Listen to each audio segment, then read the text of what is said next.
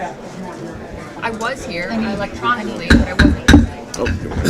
Good evening, everybody. I want to thank everybody for coming out to our November 4th City Council meeting tonight. Is that on? They're not on. Can we come to order out there, please? Is that on?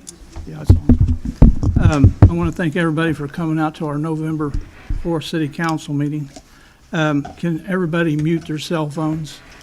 And can we stand for the Pledge of Allegiance, please? Ms. William, can you lead us? I pledge allegiance to the flag of the United States of America and to the republic for which it stands, one nation under God, indivisible, with liberty and justice for all. Can we all stand? William McIntosh is going to do the invocation tonight.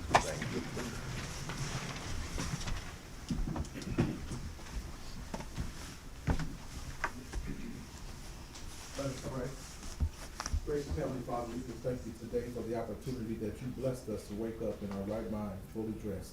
Father God, we just ask that you bless each and every one that's here and the homes that we represent. Open their minds and their hearts, Father, for all the business and transactions that may come forth. It's in Jesus Christ that we pray. Amen. Amen. It's citizens recognition. William McIntosh is going to give the citizenship award tonight, and Jeff Green is going to be next month. Good evening, everyone. Good evening. I got to stand in front. Good evening, everyone. I am here to congratulate our Citizen of the Month, Miss Rhonda Ward. But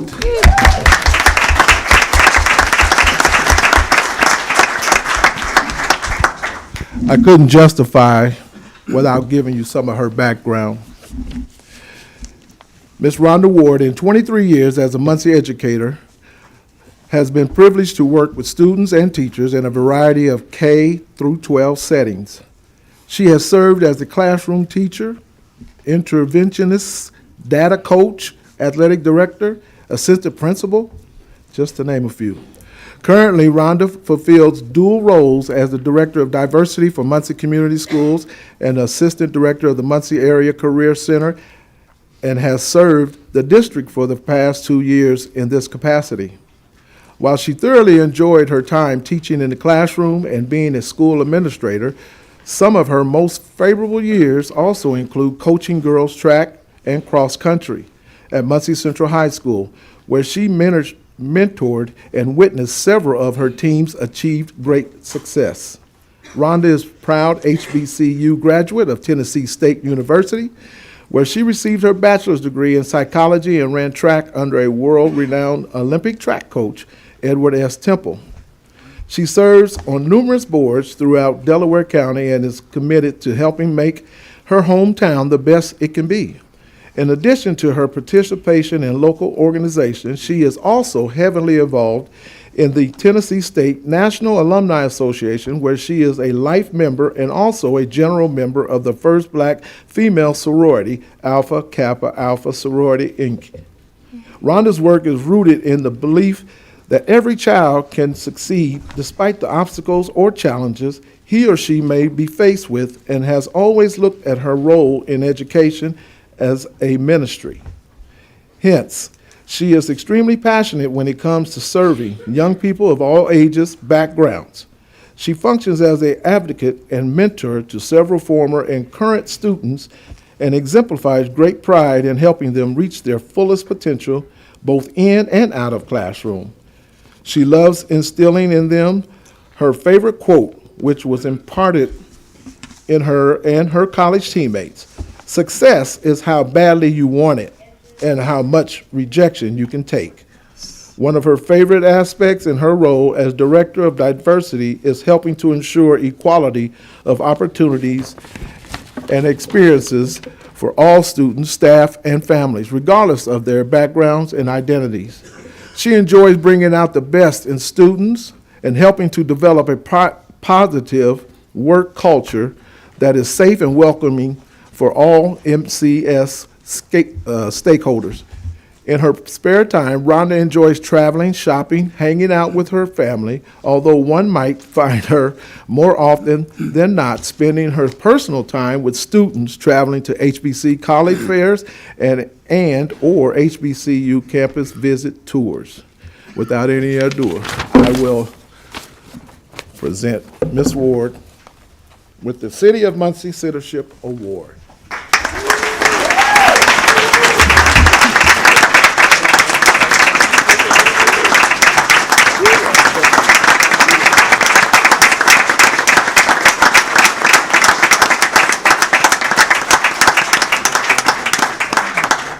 Really quick. I'll just make this really quick.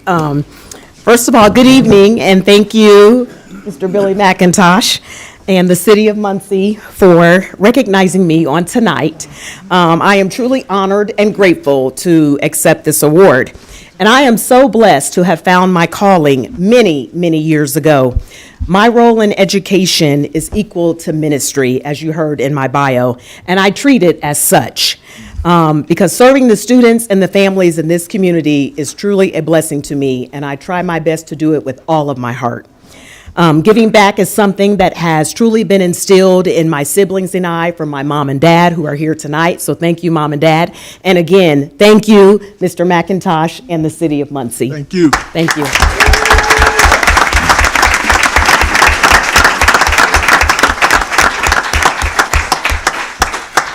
And again, Jeff Green will be next month.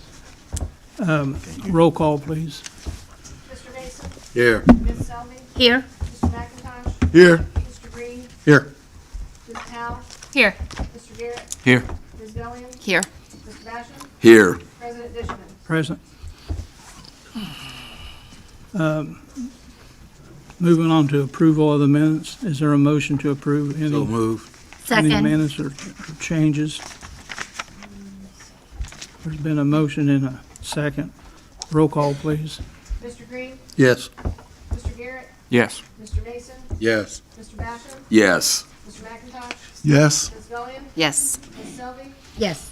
Ms. Powell? Yes. President Dishman? Yes. Moving on to appointments to the board. We have a appointment to the MITS bus appointment. I'm going to make it for next month. Give everybody a chance to get a hold of your councilman if you're interested in serving on the board. And we'll go from there. Thank you. Any committee reports? Any committee reports? Or we're moving into ordinances previously introduced. Ordinance 24-24. Ordinance 24-24, an ordinance amending Chapter 76, Abandoned Vehicles of the Muncie Code of Ordinances. Is there a motion to approve ordinance So moved. 20-24? Can you please wait till I finish? please? Sure. Is there a second? Second. There's been a motion and a second. Do we have any questions or comments from the council? Do we have any from the audience? Any? Actually, I just, if I may, President Dishman, Oh, may I? yes, yes. Oh, I'm sorry. on. Just to be clear, the money left in the abandoned vehicle fund at the end of the year will remain in that fund rather than go into the general fund. Am I correct? Well, I'll tell you, Chief Sloan with Muncie Police, real quick. Yes. And we've spoken to legal and the towing company and the state and parking officers and stuff. And honestly, I mean, I think looking at this as it's written, I think we're just going to stick with state code unless I've got any dissenting opinion here. But as far as the police department's concerned, I mean, you're still welcome to pass it, whatever you want to do. But we've just decided we're going to stick with the state code on this. Does that So work you for want us to everybody? withdraw it? Yes. Oh, okay. Work for you? Well, Okay, Got it. So do we need It to just- have a move, do we need to move to? Whoever sponsored it would have to. I'm pretty sure it was me. Yeah, there's a lot that goes along with it. We will have stuff coming up in December that deals with parking the wrong direction, the distance from curb, fire hydrant, parking too close to an intersection, those kinds of things. But in looking at this one and talking to all those other entities, a lot of that's already being taken care of. I think we're okay. Mr. Gibson, can we just table it until he brings the rest of the stuff up later on in the year?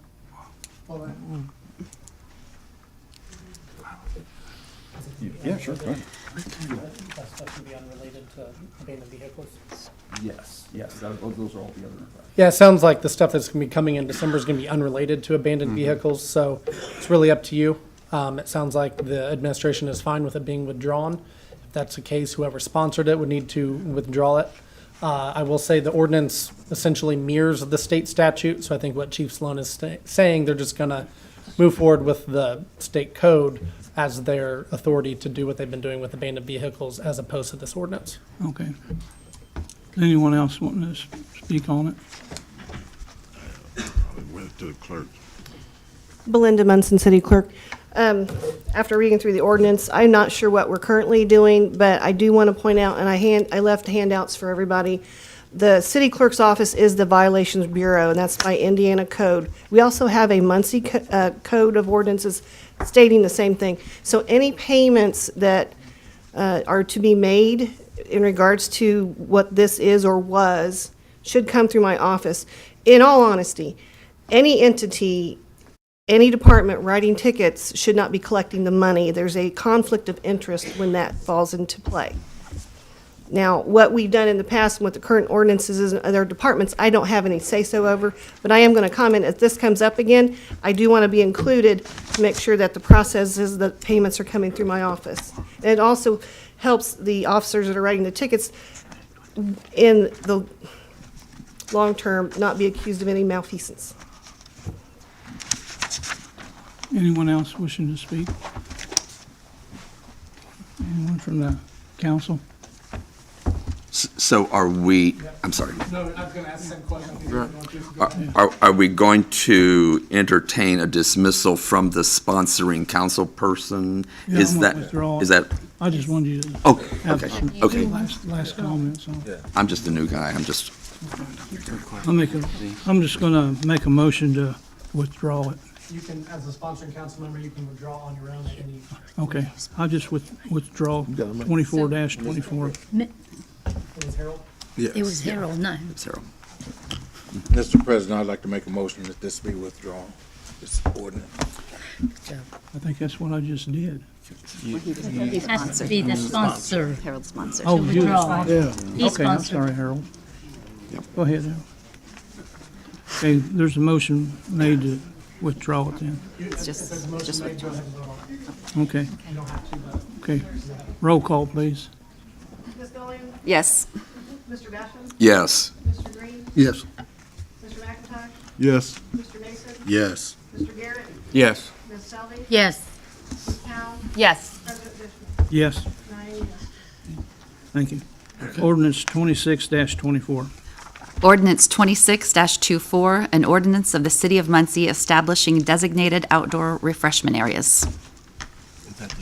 Anyone here wishing to speak on this from the audience? Mr. President, I'd like to let them go first.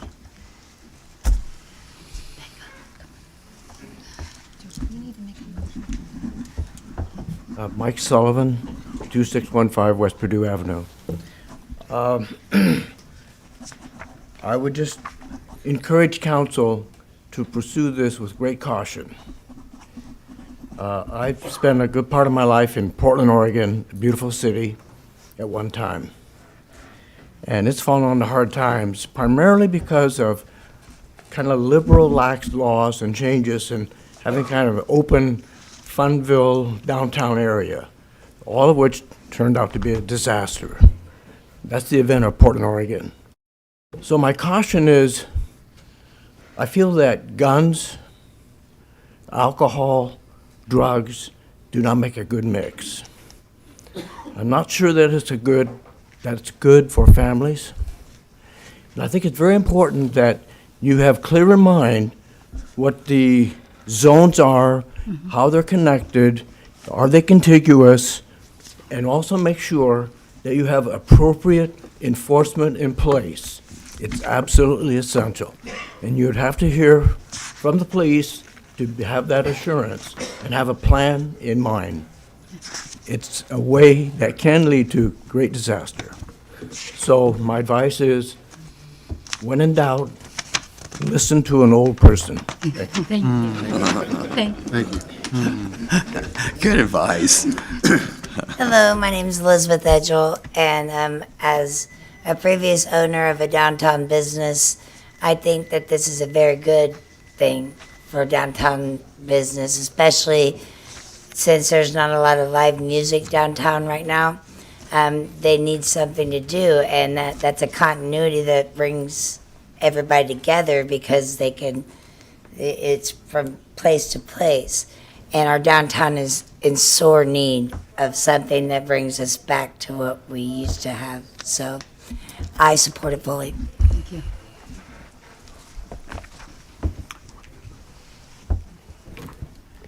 Good evening. My name is Becca Rice, and I have the good fortune of serving as the Vice President for Governmental Relations and Industry Engagement at Ball State University. I'd like to express our gratitude to the council and to Councilwoman Selvey for approaching us early about this ordinance and asking for our input. Ball State is supportive of the ordinance. Ball State's working hard with our developer and partners to restore the vibrancy in the village. As you well know, nearly $200 million has been invested into the village development, and we will see the village emerge as a best-in-class, multi-generational district driven by arts, culture, entertainment, and innovation, with new dining, retail, service, living, and gathering options for a new hospitality use adjacent to our new Performing Arts Center, which is the principal catalyst for our ambitious vision. This will not only benefit the university, but also the city and the region, and we will provide enticing options to visit, to live, to work, and to play in the development. Based on input from our partner, Fairmount Properties, who's experienced in these sorts of developments, we believe that the Dora District will help to create this vibrancy, attracting visitors to shop and to dine at the businesses in the village. Of course, we will coordinate with the Muncie Police Department as we implement. Our Ball State Police Department and Chief Foster are committed to engaging in a way that allows this to be a safe and enjoyable district. The safety of our campus and our community is an important priority for Ball State University. So thank you for the opportunity to address you this evening, and happy to answer questions if you have any.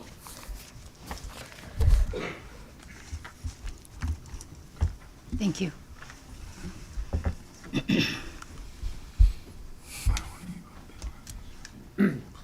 Hi, I'm Bill Lett with Elm Street Brewery, so I'm in the McKinley district, and it's one of the districts you're going to do the door in, which I think is a great idea. I'm glad City Council took this project on to see if we could get it approved. I have quite a bit of space in there, and I also have another facility that I'm opening off to the side over by Madison.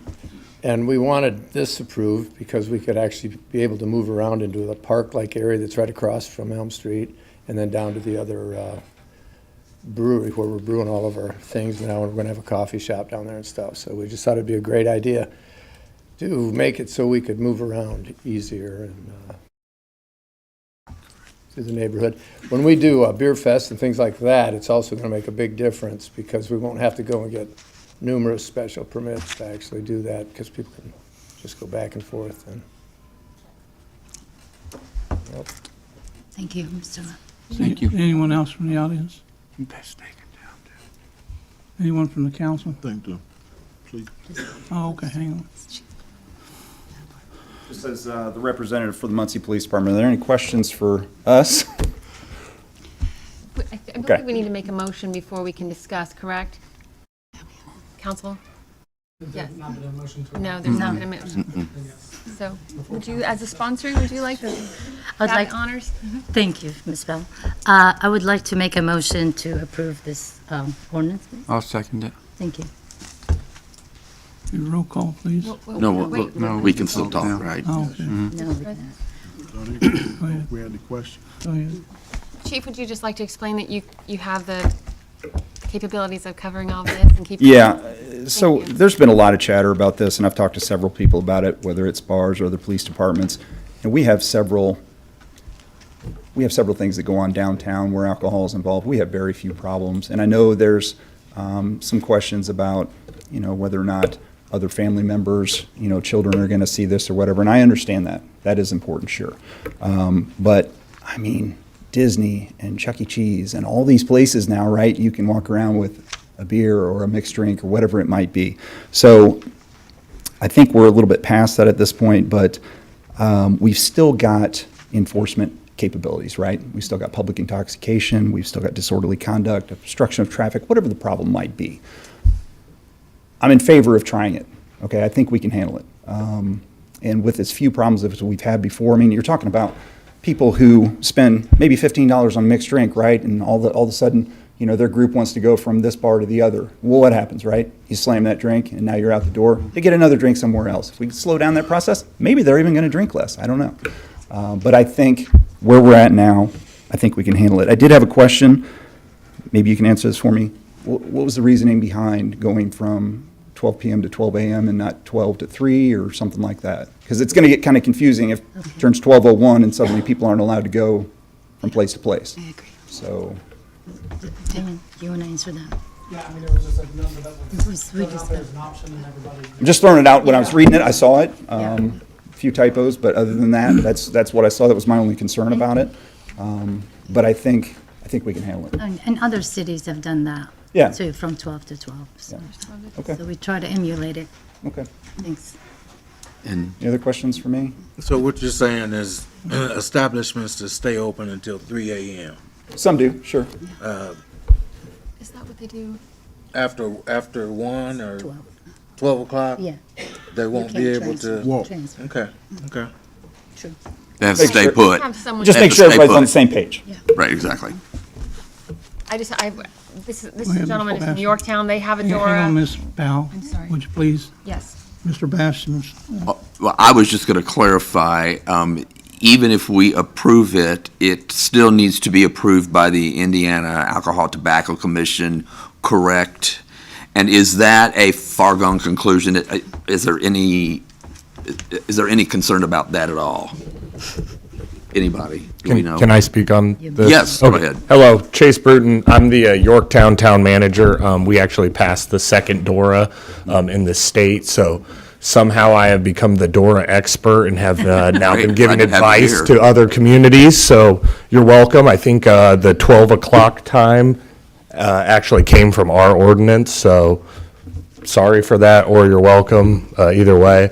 But we implemented it this year. The reason we implemented a DORA was because we were having some trouble just with our concerts, not with alcohol being served, but having to put up fencing every time and do those sort of things. People really didn't know where the line was, where they could walk into the parking lot, those sort of things. And so we have not seen a large increase in alcohol consumption during our concerts. We haven't had any real problems with it. The 4 businesses that are included in it have been very responsible. They understand the rules of, hey, you can't walk outside with a glass bottle, those sort of things. So they've been kind of self-policing themselves there, but we have not had a single incident in our DORA that was alcohol-related this year. So I'd be happy for any questions or concerns, if I could be of any help. Just trying to be a friendly neighbor. That question I just asked, is that, It does have to be approved by. It's pretty easy if you jump through all the hoops. They just want an ordinance. okay. anyone Thank you. else from the council? Anyone else from the audience? Roll call, please. Mr. Basham? Yes. Mr. McIntosh? Yes. Ms. Selby? Yes. Mr. Green? No. Ms. Powell? Yes. Mr. Mason? Yes. Mr. Garrett? Yes. Ms. Gillian? Yes. Mr. Dishman? No. No. Ordinance 26-24. Ordinance 27. These are new. We're on the new ones. 27-24. Ordinance 27-24, an ordinance to amend the City of Muncie Comprehensive Zoning Ordinance from the R3 Residence Zone to the BV Variety Business Zone for parcel number 11-01-379-007-000 and parcel number 11-01-379-010-000, located within the 3700 block of East Centennial Avenue, Muncie, Indiana. Is there a motion to introduce 27-24? I'll second that. Okay. Anyone here to speak on this tonight? Good evening, my name is Kathy Van Ice, and I'm from Ashton Land Surveyor here in Muncie. These parcels of land that we're bringing before you tonight right now have a pole barn sitting on them. And in the R3 zone, I need a house or another structure for it to be in compliance. We have gone before the commissioners, and the reason I am here tonight is to plead our case. The owner of this property had the adjoining property had said that they had a little problem with the people who were fixing up the barn when they sited it and stuff. Some people drove what he believed was across his property. We have since made sure it was staked. It now has a fence, a privacy fence all the way around. I have pictures if you'd like to see them, that do block so that nobody will make the entrance at the wrong spot. There's a new gravel driveway that makes it very, very clear on where to enter and exit the property. So, but the whole goal in this is to change it to a variety business. The owner of the property does buy homes, remodel them, and then sells them. I call that a flipper, but that's my slang. But what her whole goal is to be able to use that building in the back as like her staging for, bring in the flooring or whatever. And then as she's fixing up a house, being able to move the stuff back off. So I'm not seeing this as a real retail, but it needs to be zoned variety business to be able to do this. So I don't foresee a lot of traffic, but it's going to be more, but this is now what it does appear, she has done, Donna Drake has done a great job in trying to establish it so that so that the owner in front does not feel that their backyard's being invaded upon. Can you stand closer, please? Sure, I'd be glad to send them all to. So can you tell us, we see that this was received a 7-0 unfavorable recommendation from the Plan Commission. Yes. Why was that?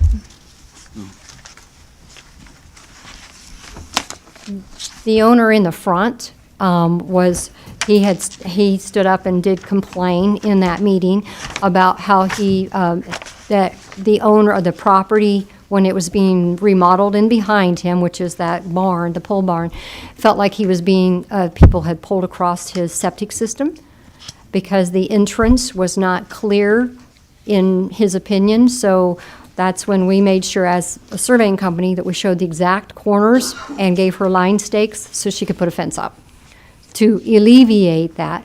But also with this, if there is any future design or a future building, there are development standards that she would have to comply with, not me personally. She would have to comply with. This is Donna Drake from Drake Properties. And in that, there would have to be more of a buffer zone, which would mean not just the fence, but plantings and stuff to kind of screen it from a residential. So. Is that the one out there, Centennial and the bypass? Just real close, yes. Is that guy wanting to put a semi-tanker place in out there? The guy that is right there on the corner is a semi-tanker that's already variety business.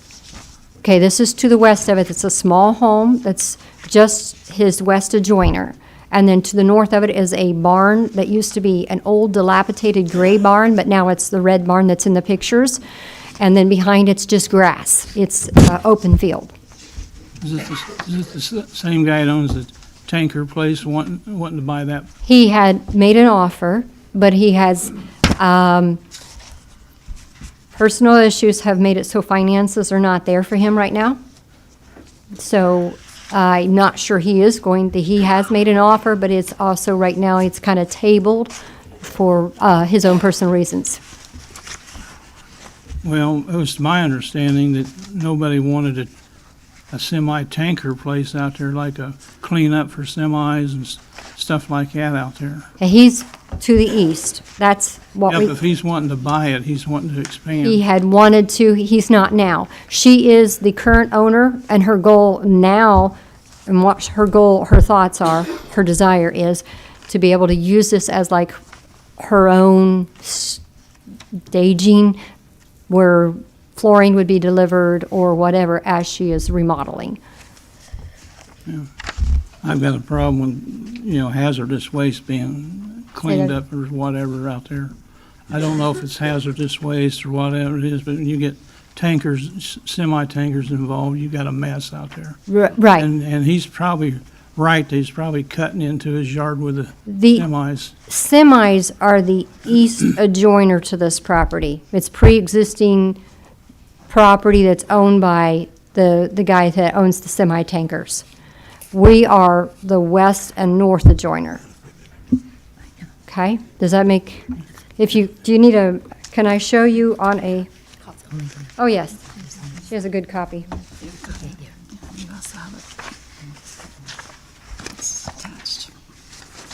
This is the semi-owner, this is the man who filed the complaint, and this is where that. This is 13th Street. Oh, this is not it. This is here. That's what we got. Yep. So this is the 2008 is the house that we're. Anybody else from the council got a question? Mr. Basham? And yet 7-0 from the Yes. planning commission, that's every member voting, is a Yes. significant red flag.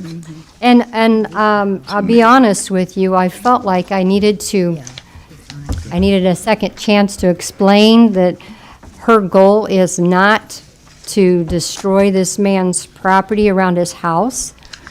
And that's part of the reason in her due diligence, she immediately put the fence up to prevent any more damage or any more person coming through his property.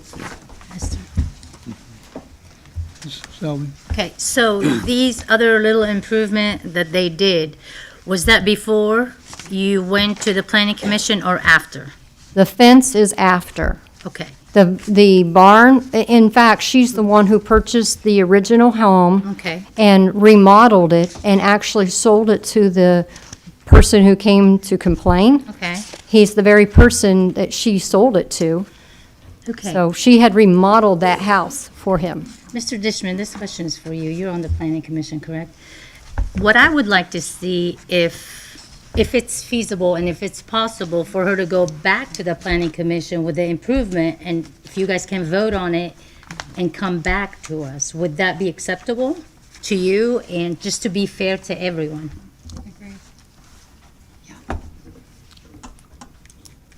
Well, you can go back to the planning commission, Yeah, but I'm still got a problem with the tankers being out there. correct. And that offer is off the table at this time. Like I said, he has personal issues that he cannot finance purchasing it. And the owner of the But he always property, can, though. say that again? Later on, he always can buy that. Well, I can ask her if she's even interested in selling to him. Her new thoughts are not going in that direction. Because right now, she is wanting to use that facility, that barn. But she has no lease on it right now and has no contract on it right now. I would really recommend that again, that for you to go back to the planning commission, think about other improvements you can do, talk to the neighbors, figure something out and go back, because right now with the way the planning commission voted and what we're hearing, I think it would be best if you go back to the planning commission and go from there and come back to us. Kylene Swackhammer, Director of the Plan Commission. So I can just add a little bit to that. I'm not a voting member of the Plan Commission Board, so I can't speak on why or how they voted. But they do take into account when there's opposition. But our office did receive the email of opposition from the landowner in front of the property. And it was mainly things that were currently going on as far as going onto his property. So there's no current development on the site. There's not any plans for current development. The barn, as it sits there, is not in compliance with the zoning ordinance being on a residential lot. You are not supposed to have an accessory structure without a home, a dwelling. So changing the zoning to BV would fix that problem. The semi company that you're talking about to the east, this area right here, he's variety business right now, so he can do that business there as is currently. So there's nothing stopping him from doing that, and that kind of butts up right against this property. So he's allowed to do that right now, so he's not in any violation. If there was some type of illegal dumping or something, that might be an IDEM problem or an environmental thing. But I just kind of wanted to mention, I think some of the opposition was the current things that were going on. There at one time, they was dumping out there. And I think that would they be cleaned it something up. maybe to report him as a business owner. Yeah. Maybe not doing things properly or getting environmental involved. Yeah. Ms. Shelley. Yeah, one more. I'm honestly trying to give you another chance. I am afraid that if you don't accept the offer to go back, this might be, I personally am not very comfortable voting yes. How about that? So for the third time and last time, I'm just saying the best thing you could do is going back to the planning commission, make more changes, and make other changes and take your time with it. But if you would like for us to vote on it today, that's a chance you'll take. Mr. Gibson, Introduction, yeah. would it be appropriate to table this until it has an opportunity to go back through the planning commission to see if the changes they've made? You would need to introduce it first. Okay, but yes, the table, okay, thank you. Yeah, and that's up to her client, but I think that would just entail another application to the Plan Commission, and then we could process that after she did that. Okay. I have something, Jerry. The barn that's on the property now, was that put on, is this before the house was tore down? The structure was tore down or after? So it was before the ordinance, so it's Okay. basically non-conforming as is, so it's existing. Okay, all right, I So- just want, yeah, okay, Yeah. thank you, that was my question. Yeah, it wasn't built in non-compliance, it was Okay, already all right, existing. thank you.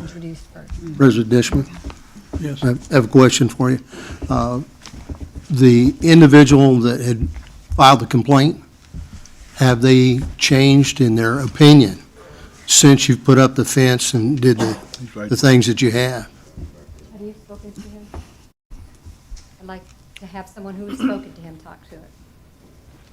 Hi, I'm Zach Crouch. I am actually a pretty good friend of Donna Drake and Drake Properties.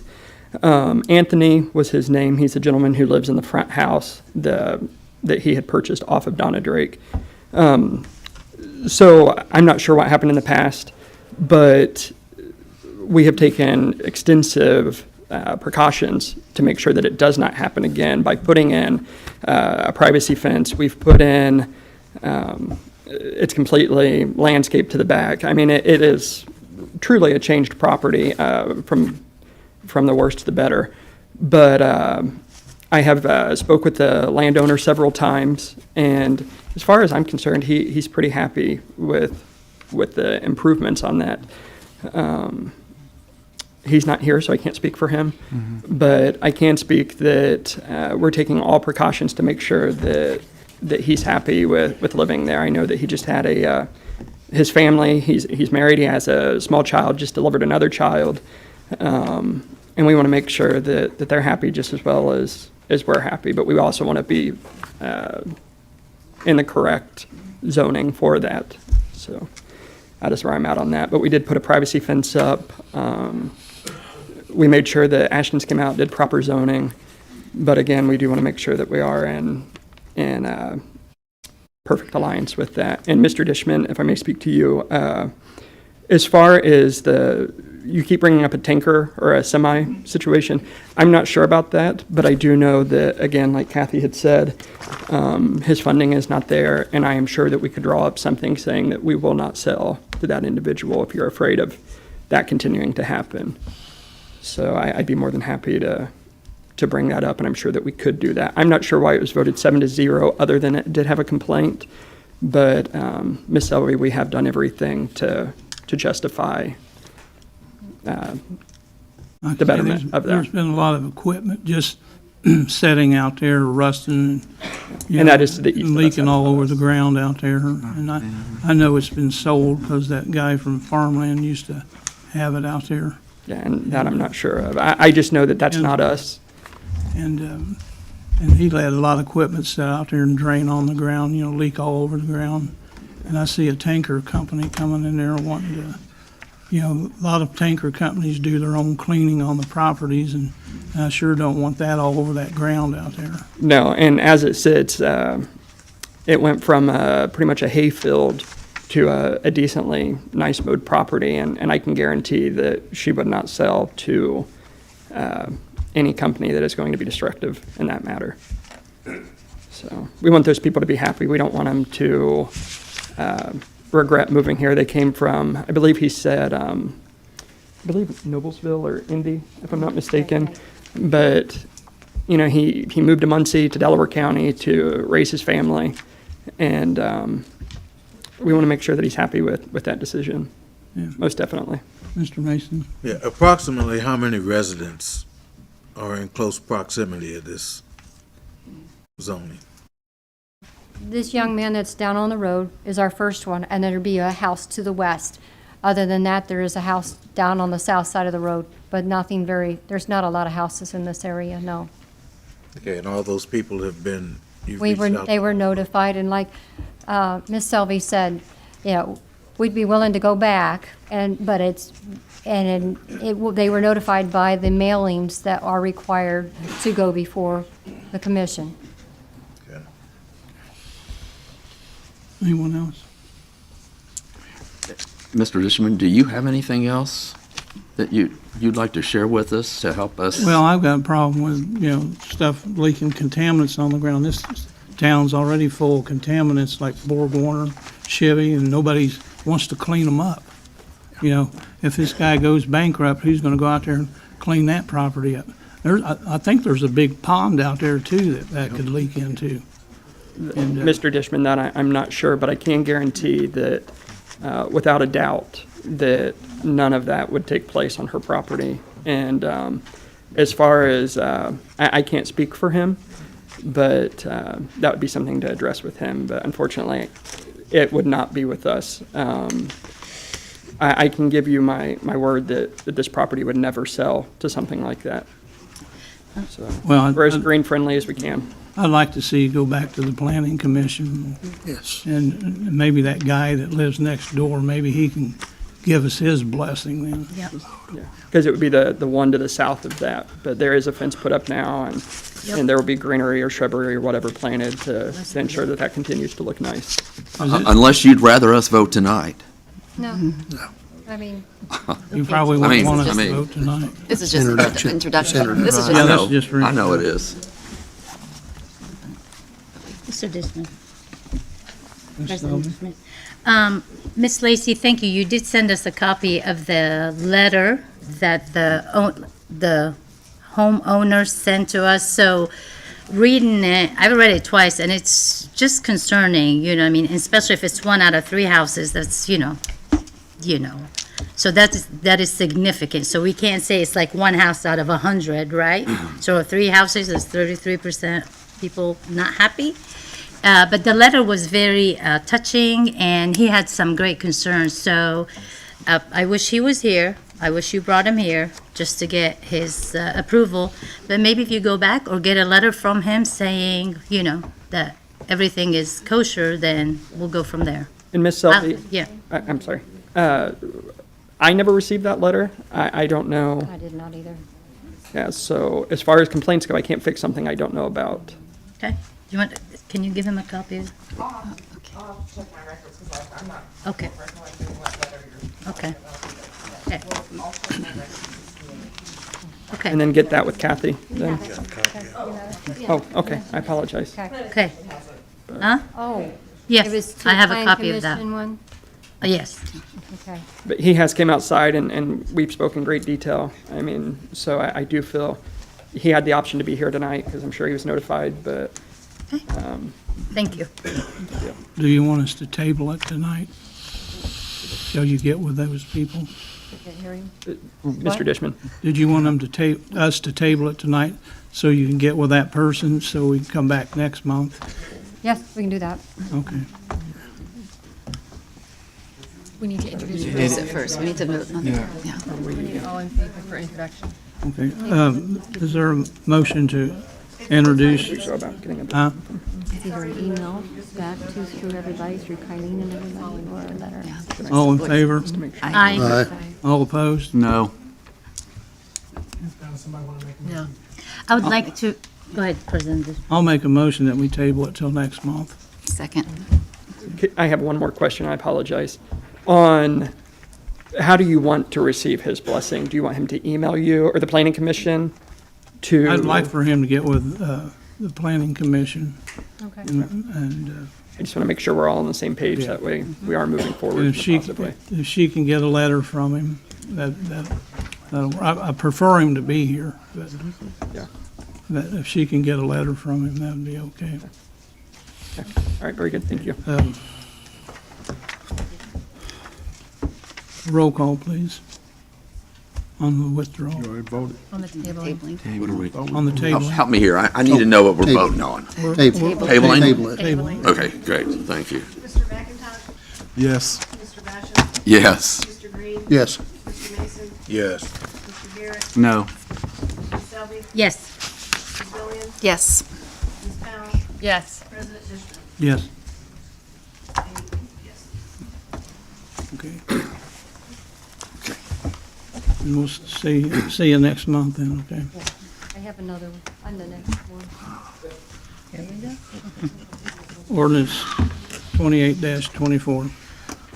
Ordinance 28-24. This ordinance seeks to amend the City of Muncie Comprehensive Zoning Code to change the zoning classification for certain properties on 13th Street from the R4 Residence Zone to the Variety Business Zone. Is there a motion to introduce ordinance 28-24? So moved. Is there a second? I'll second that. That's why I didn't know what to do with myself, because I didn't know where to sit. Again, I'm back. I'm Kathy from Ashton Land Surveyor. On this property, we have a business that's been in this location for more than 50 years, and it is currently zoned R4. We are trying to get it to variety business. Their properties are currently, with them being an R4, they started to go to a closing table to sell the properties and the business to another entity, just to find out that the banks would not allow lending without it being in the right zoning. So they've had to table the closing, or stop the closing, just so we could try to get this into the right zoning. It's currently, like I said, the R4, but there are no homes on this property. The GIS reflects one structure, but it has been taken down. It is gone. So the business is all on the east properties. It's both on 13th and 14th Street, but we have gone through, we do have favorable in this time, voting on this one, but I don't know what else to tell you. This is a situation where they're trying to keep it going forward, the business staying at the same as what it's been, and they're just trying very hard to get in the right zoning. Is this the heating and cooling place? Yes. Yeah. Okay. Is there anyone from the audience want to talk about this? Anybody from the council? Yeah, I'm gonna try to speed this one up a little bit quicker than the last one. This has been, in my district, I remember riding my bike there as a kid. So all the residents around here are used to, I believe it was favorable because we're all used to a business being there. It's always been there. I want to speak and thank you for already having someone on the hook to buy this. I don't want this lot to go vacant or this sale to fall through. I wanted to try to get as much business on the south side of town as possible. So I read through this, favorable through the planning commission. I was going to suggest that we suspend the rules to vote on this tonight, since we already have an offer on the table, so we don't lose what we've already got on the hook. So I would like, I thank you, but I would like to make a motion to suspend the rules to vote on this tonight, so we do not lose this property, and that we don't go vacant. You made the motion. I would introduce first, And then- then make Okay. that motion. That would require a unanimous vote, and then you would actually vote on the adoption after that if it passes. Let's start with the introduction. I'll make a motion to introduct. It's already been- Oh, sorry. Seconded it. Harold, okay. Mr. Garrett, Yes. Mr. Mason, Yes. Ms. Nolan, Yes. Ms. Powell, Yes. Ms. Selby. Yes. Mr. McIntosh, Yes. Mr. Green, Yes. Mr. Basham, Yes. President Dishman. Yes. 9 yes. I'd also like to make a motion to suspend the rules for ordinance 28-24. Second. Roll call, please. Mr. Basham, Yes. Mr. McIntosh, Yes. Ms. Selby. Yes. Mr. Green, Yes. Ms. Powell, Yes. Mr. Mason, Yes. Mr. Garrett, Yes. Ms. Nolan, Yes. Mr. Basham, President Dishman. Yes. 9 yes.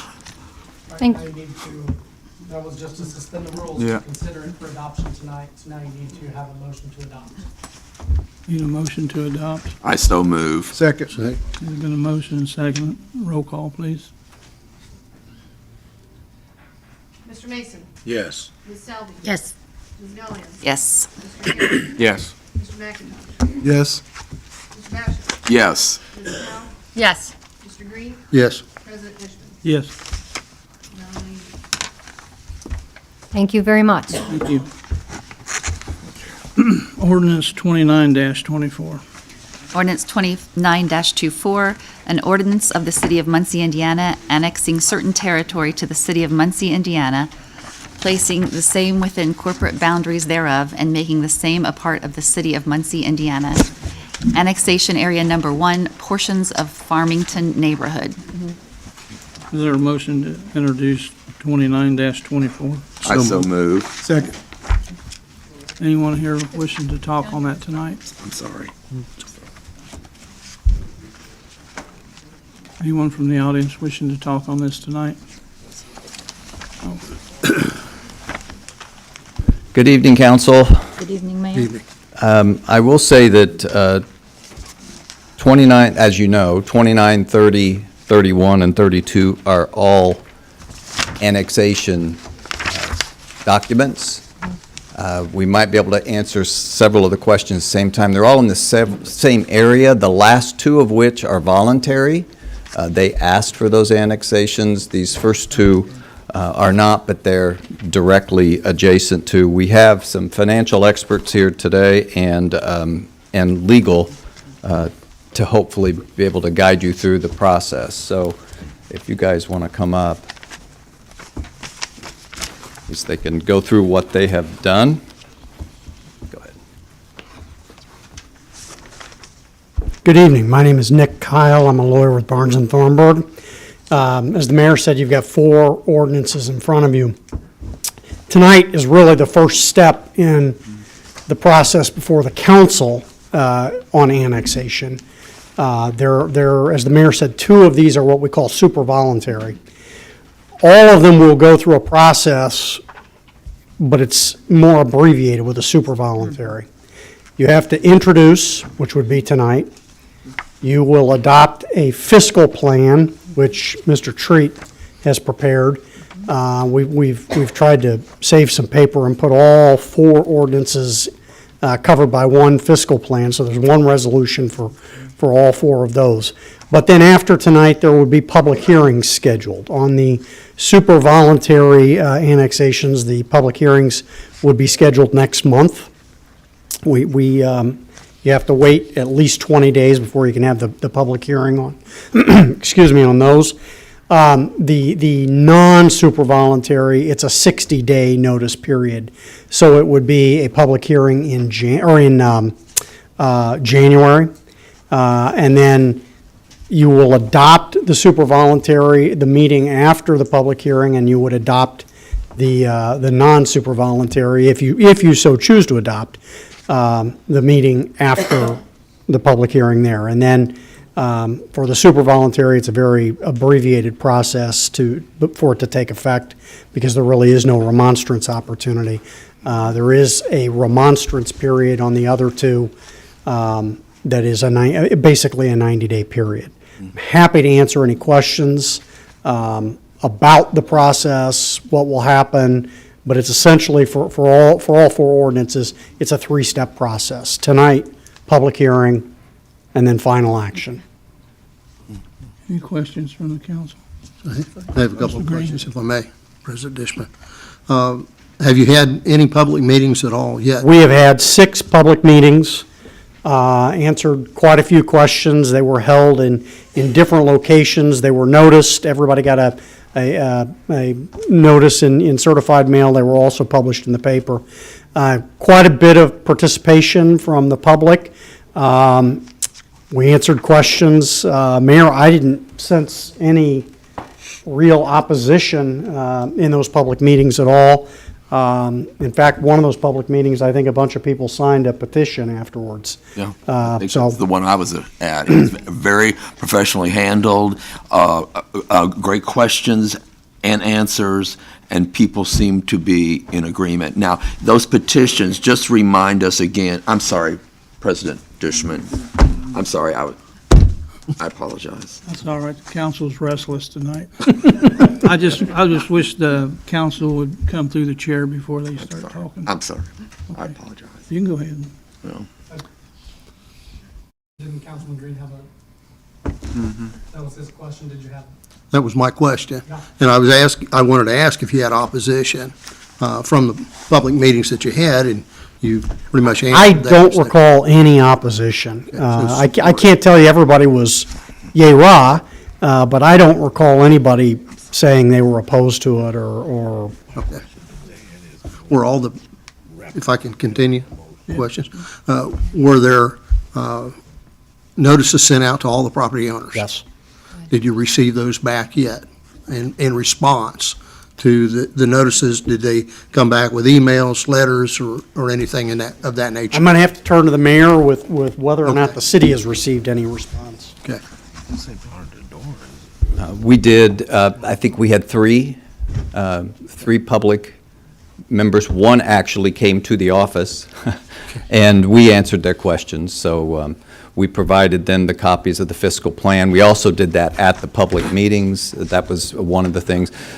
Some of the people who, one of the persons was not even in the district area, but had heard about it. And so we did have, there were very few questions, but we were able to answer them. They were asking things about, like, does it change your school system? And it does not. Annexations never do. So that was the type of questions. But mostly they wanted to see the fiscal plan and see what was going on. Thank you. Yeah, Mayor. I was at the one at the Kennedy branch that Friday. Yes. And the main thing kept coming up is our taxes are going to be raised. You told them unless your assessed value goes up. Is their assessed value going to go up? Well, I know. Because they're hoping their taxes don't go up. Yeah, so what was, and I can have the financial advisor say, but I can't say whether their assessed value will go up. I know mine went up this year, so my taxes are going up next year, but I suppose that's a positive. But the tax rate, every single property involved was already at the cap. So their tax cap, they can't be taxed above that. So not one person involved in this small section will have an increased tax bill from the annexation. They could have an increased tax bill if their assessed value goes up, but if they stay where they are and don't get annexed, they'll still have that tax increase. But it's based on the assessed value, not the annexation. So the taxes could go up. The taxes could go, and probably will, because house values, I don't know about everybody, but mine continues to, as inflation hits, the value of homes has tended to go up. Now, if the assessed value goes down, then their taxes could drop as well. And again, that has nothing to do with whether they're annexed or not. When you're at the tax cap, then that's what happens. Did you want to add to that? You made it pretty clear. Okay. Jim Tree Okay. with Cronin Associates, we're the financial firm that provided the fiscal plan. So again, and we made it very clear to the residents just what the mayor explained, but the assessment is determined by the assessor, and it doesn't have anything to do with whether in the corporate limits or not of the city. So a lot of people, as has been expressed, have experienced because of the residential or the market values going up so much, increases in their taxes that are at the cap. But whatever happens on that will happen regardless of whether this neighborhood's annexed or not. And there was a lot of interest at the meetings. There really weren't that many financial questions because they understood they were at the cap already. And most of the questions were the interested in knowing what the services were that they were going to provide, be received, that they don't currently have, better police and fire protection, and the road maintenance issues that they're trying to resolve with the county that they now, if they get annexed, will have a chance to get the city to address those issues. So those are the kind of things that we talked about mainly, were the enhanced city services that they would see. Mrs. Sullivan? I am really excited to see this. I like the fact that we're adding real property to the boundaries of our city, and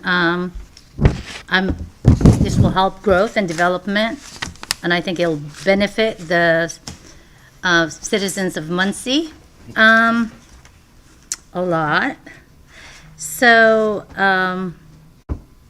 could you, I don't know if the mayor should add, or one of you, tell me about how is it gonna affect local economic development and grants for community development? How is the annexation gonna help bring more money to the city?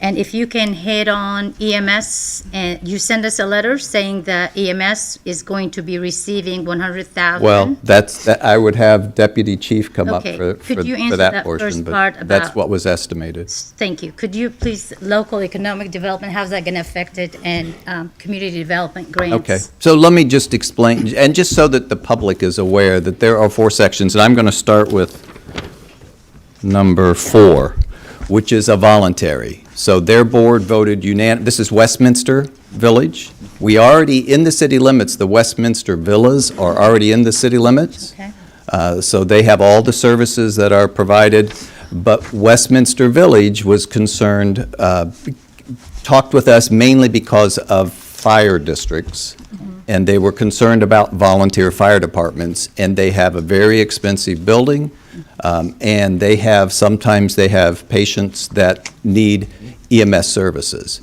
That estimated of 100,000 would be fees that the EMS through Fund 104, that you guys are responsible for, would receive. That's the estimated amount, based on the number of calls. We're able to see through 911 how many EMS calls currently have happened there, and that's a kind of an estimate of what we anticipate. So Westminster wanted this for police and fire protection. That's why they asked for it. They know that that will improve their property insurance rates. It's again, a large building. I'm assuming a pretty large property insurance bill. And so because, and maybe the Deputy Chief can do this, but because we are a full-time fire department and have I believe, a 4 rating, volunteer departments, I don't believe ever have better than 8. They could be worse than that, but that will be a substantial savings in their property and casualty insurance premiums. So that was another reason. They want the protection of police and fire. We have 2 fire stations in the area. The time to get to those stations was determined to be it was quicker than what they would get from the volunteers. So that's number 1. So where that benefits us is that revenue. Okay. And again, there's some other property that go along with it. They're doing all the parcels, as you can see. There could be some other things down the road, but who knows? That's what they're annexing. The parcel number 3 on your list, which is also voluntary, the city of Muncie already owns. This was given to us by Ball State University. It was part of, they were pleased with what was going on at Storer Estates and that development. They want more of their employees to live and work, to live in Muncie. And there are too many, they feel, that don't have enough opportunities for additional housing, and so they gave us those 12 acres. Those are currently on its east side is Camelot and that addition. That's in the city limits. South of it is Heath Farm, and that's in the city limits. West of it, the city limits go all the way to Morrison. So it's surrounded pretty much by city property, and we need that in order to do the developments that we want to do. Ball State gave us that property with the intent that we would put in a subdivision similar to what we did at Storer Estates. So that would be an economic development. If you add 15 to 20 new properties, that will provide property tax revenues. The school is excited about it because I talked with them. They were excited about it because that area is inside Muncie City Schools. And so they would get not only property tax revenue, but they would also receive per student revenue from the state. So they were excited about that as well. They all know that that's way down the road. I may not even be here by the time it all starts, but that's way down the road because you have to build the subdivision. You have to find a developer, build the subdivision, then you can build the houses. But they were excited about that opportunity. That's the other one that's voluntary. Directly to the west of those 12 acres is a section in Center Township that already receives fire protection because we have an agreement with the Center Township trustee. So they already receive fire protection. But what they do not receive, because they're not in the city limits, are many other services, which includes, if you're in the city limits, we have an agreement with the water company to where there will be a fire hydrant every 500 feet, so there could be water hydrants, there can be other things. And so that section of homes, which is around 60, you guys have the numbers in front of you, I don't know it in front of me, but that small section of homes, all inside Center Township, we didn't go into the other school system at all, we stayed in Center Township there. That's the second section, that is not voluntary. We have had no opposition. In fact, I have 5 pages of names of people who have said, we want this annexation, who have attended these public meetings, and a number of others who weren't at the public meetings but expressed positive thoughts about being part of the city. And there was and again, there's concern about the lack of fire hydrants. Again, it's county currently, but it is Center Township. They would get police protection, which they don't currently receive as well. And then there was concern about Orin Court. We heard that every time.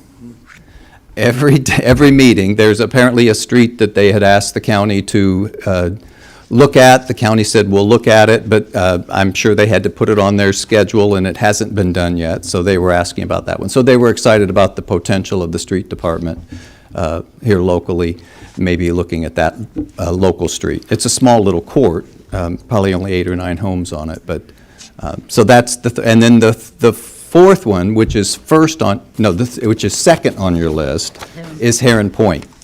We already have half of Heron Point is already in the city limits, so those citizens are already receiving full benefits, and that's the condos out in front. That is already in the city limits. Across that little pond are houses that are not in the city limits. And we had a number of people from that neighborhood reach out who said, you're already serving there, can we take advantage of it? And their challenge is they are not in Center Township, and therefore they are not receiving, they want Muncie Fire and Muncie Police. Is one of the main things. And they're all maxed out in their tax caps. Mayor, I got a question for you. Sure. Is this something we can afford right off the bat? Because, you're talking extra policemen, extra firemen, extra street department. And this, what I've heard is you guys just canceled the police and fire's negotiation until next month, and the city workers haven't even got their contract for a year. Can we even afford it after we do these contracts? The answer is absolutely yes. Absolutely yes. In fact, we did the runs on all of those particular properties, all 4 of them, and very easily handled. But I can let police and fire speak to that if they would like. How many more extra police and extra firemen would you have to have? We'll start with fire, since you're up here. We won't have to add any staffing to cover these areas at this time. When we're up, Not even with a medic? when we're up to full staffing in the slower months, with the new recruits that just came on, we're hoping to staff a medic 7 most of the time through the fall and winter. And then we can go from the numbers that we generate from that to see. But we cover a lot of that area anyways, and it'll average about 2 runs a day that it will add to our run load. But this is something I take seriously if you got the right adequate personnel to handle the job, because we're stressed now because we can't hire people because no one wants to work for us because we can't pay them enough. And how we We'll take as many people as you want to give us. I know you take many people, but nobody wants to work for the wages you guys. Yeah, we're underpaid for this city compared to other cities. Yeah, I hadn't planned on speaking this tonight. I'm sorry, ma'am. She's not, can't talk right now. Okay. All right. Well, again, Chief Sloan, Muncie Police. Well, I got the floor right now. I got the floor. I Yes, haven't sir. recognized her yet. Yeah, we looked at I don't have the figures in front of me, but it was like 16 or 18 months for all these areas, and it generated for us like 72 calls. So, and they were, a burglar alarm or, a minor theft or something, no major calls in that time frame. Not to say that there couldn't be, but I don't anticipate, we take anywhere from 45 to 50,000 calls a year, and we're talking about 72 calls. I'm not concerned about it at all. I think we can handle it. Well, I'm all for annexation, don't get me wrong. All I care about is if we got the man staffing. Yep. And the fire staffing and the street department, because they got to go out there and plow the streets. I think it's great questions, Yeah. And I think, but we have done our due We got diligence to have here. more equipment to do that. We got to have the medic, another medic Right. for And 7 and. from their perspective, now they're not just getting county coverage, right? Because they're still in Delaware County, but now they're in the city as well, and now we're responding. So now you get 2 agencies responding to the same area. So I think it's a good thing. Ms. Powell, I'm sorry. are you next? Okay. Okay, thank you. Could you answer the original question that I asked the mayor about the 100,000 that is going in that 104 fund? I don't have those numbers in front of me. Chief Burford's done a lot of that. I know they want us out there in their areas. Like I said, we cover a lot of Farmington and Heron Point now. Westminster, they want our services. Okay. I know it's going to save them a lot of money. And ISO rating's going to drop from a 9 to a 4 with the city service. So that's huge for them. The 100,000 that's coming towards us, I can't speak on that tonight. Okay. Mayor, I still don't have, I think, Mayor, you referred that question to the fire, correct? You said let the fire speak about that 100. I received that number from Chief Burford. Okay. I have the numbers with me a little bit too. Jason Chafin, Union President, must have looked at 1348. So Westminster's about 283 calls per year, going to the EMS calls just out of the villas, out of the nursing home. Estimated, through most of those are Medicare, Medicaid plus, obviously older people. So that would generate anywhere from between $100,000 and $150,000 just in EMS revenue.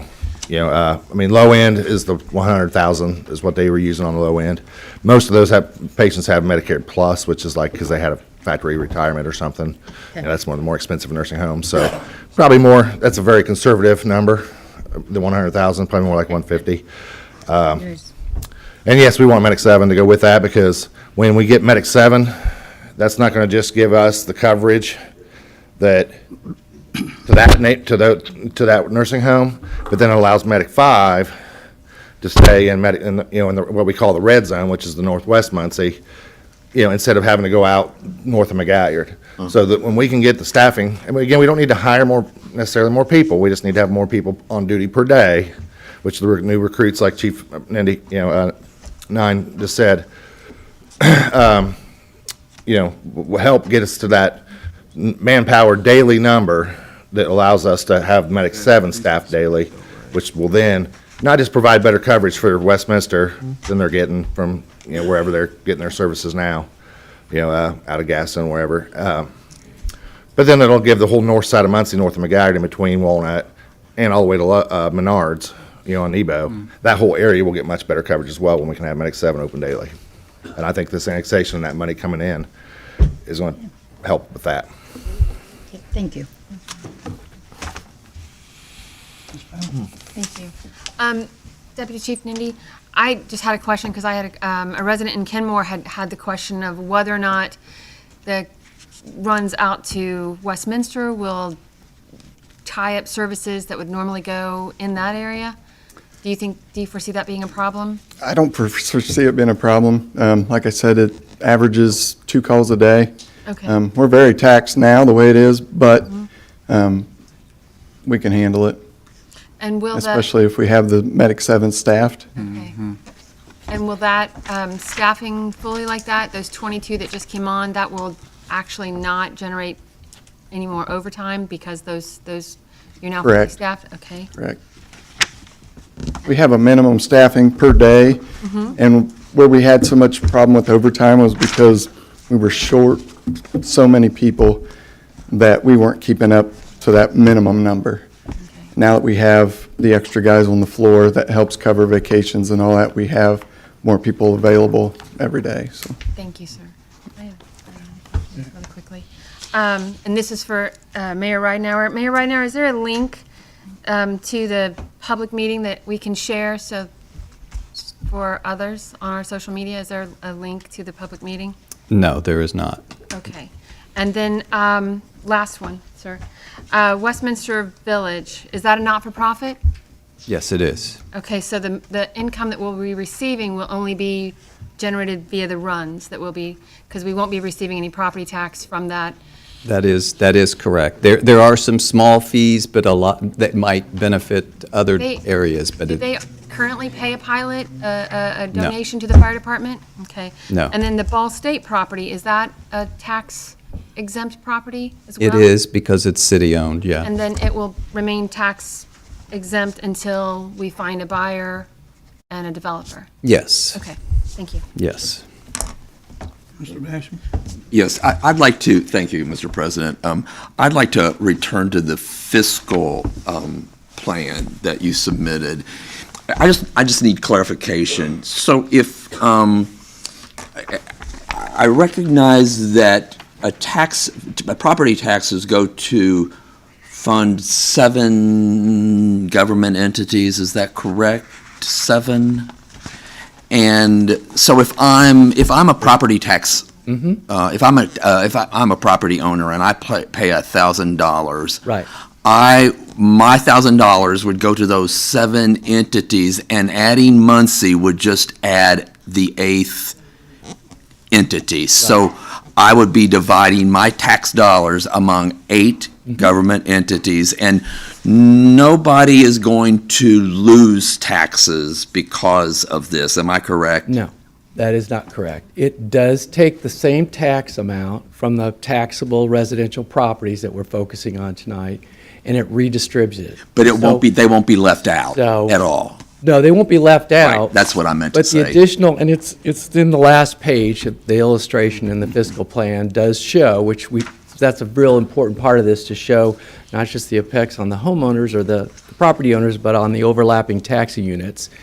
There will be some shift of property taxes that they currently receive that will go to the city to fund these services to the city. So there will be some trade-offs for them. Now, in all those cases, the amount that we're talking about is very immaterial to their current property tax levy. We also looked at that. Sure. Not that every dollar doesn't count, but I think that's one thing that we have looked at. So that's how that would work, Counselor, that it's a reapportionment, it's a shift of the existing property tax payments that you.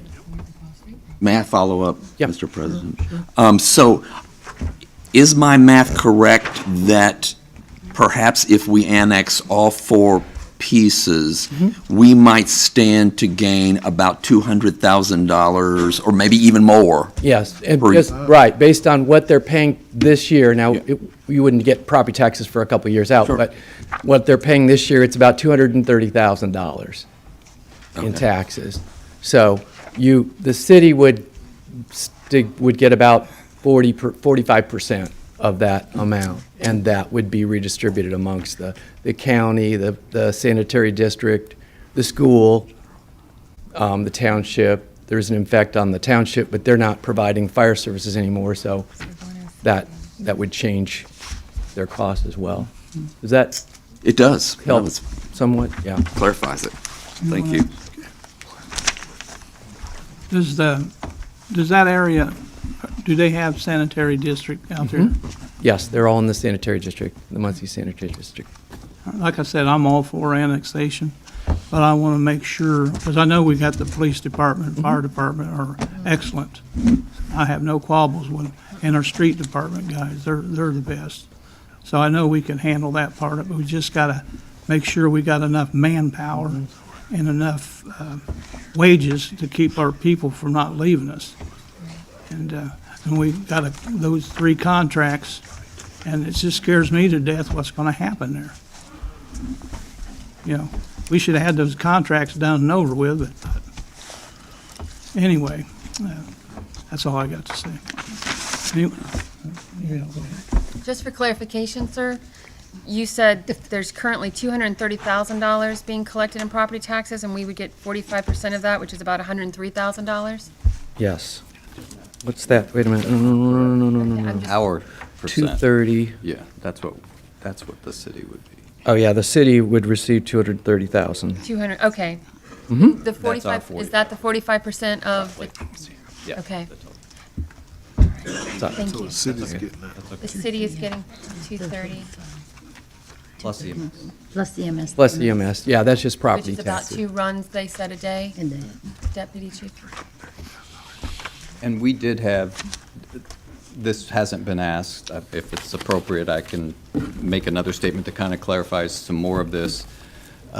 We did have county officials at one of the meetings, and we have shared with them a 5-year impact beyond when this starts, so that they have that. We also had sanitary district officials there, because their pie gets cut a little bit, but as we add more homes, which is the intent, all of them understood, and that's why the Muncie schools, even though they're actually going to lose a little bit with Farmington, they understand, because they're seeing what's going on, that we have a real desire to build more homes, which will mean more down the road. So it's a short-term cut for them, but a much larger gain in the end, and so that's why they were supportive. You want, Mr. Bass? And I know this might not be an important point to make, but as these 4 areas, the residents drive into Muncie to go to the restaurant, go to a movie, have a haircut. They're driving on our roads right now. They're not currently being taxed for our roads, our streetlights, and all of those things. This gives us an opportunity to retrieve some of that money to repave and from the citizens driving into Muncie, and now they're a part of Muncie and paying taxes. They pay gasoline tax. Well, And a wheel tax, sure. so they're paying their fair share. But I'm just saying that it allows us to retrieve some of those, pay for some of those services. happy today. Yeah, and there are additional MVH and LRS distributions that the city will receive as well, years down the road, based on the road miles and the per capita, the population. Anyone else from the council? Thank you. Thank you, Mr. President. Thank you. One more request. Was there a PowerPoint presentation or a PDF presentation that we could, just so that we can get information out? I would send it to my neighborhood association president. That was the only thing that was. Not my strength, no, there wasn't. I stand up there and talk, Right. so, sorry. Anyone from the audience?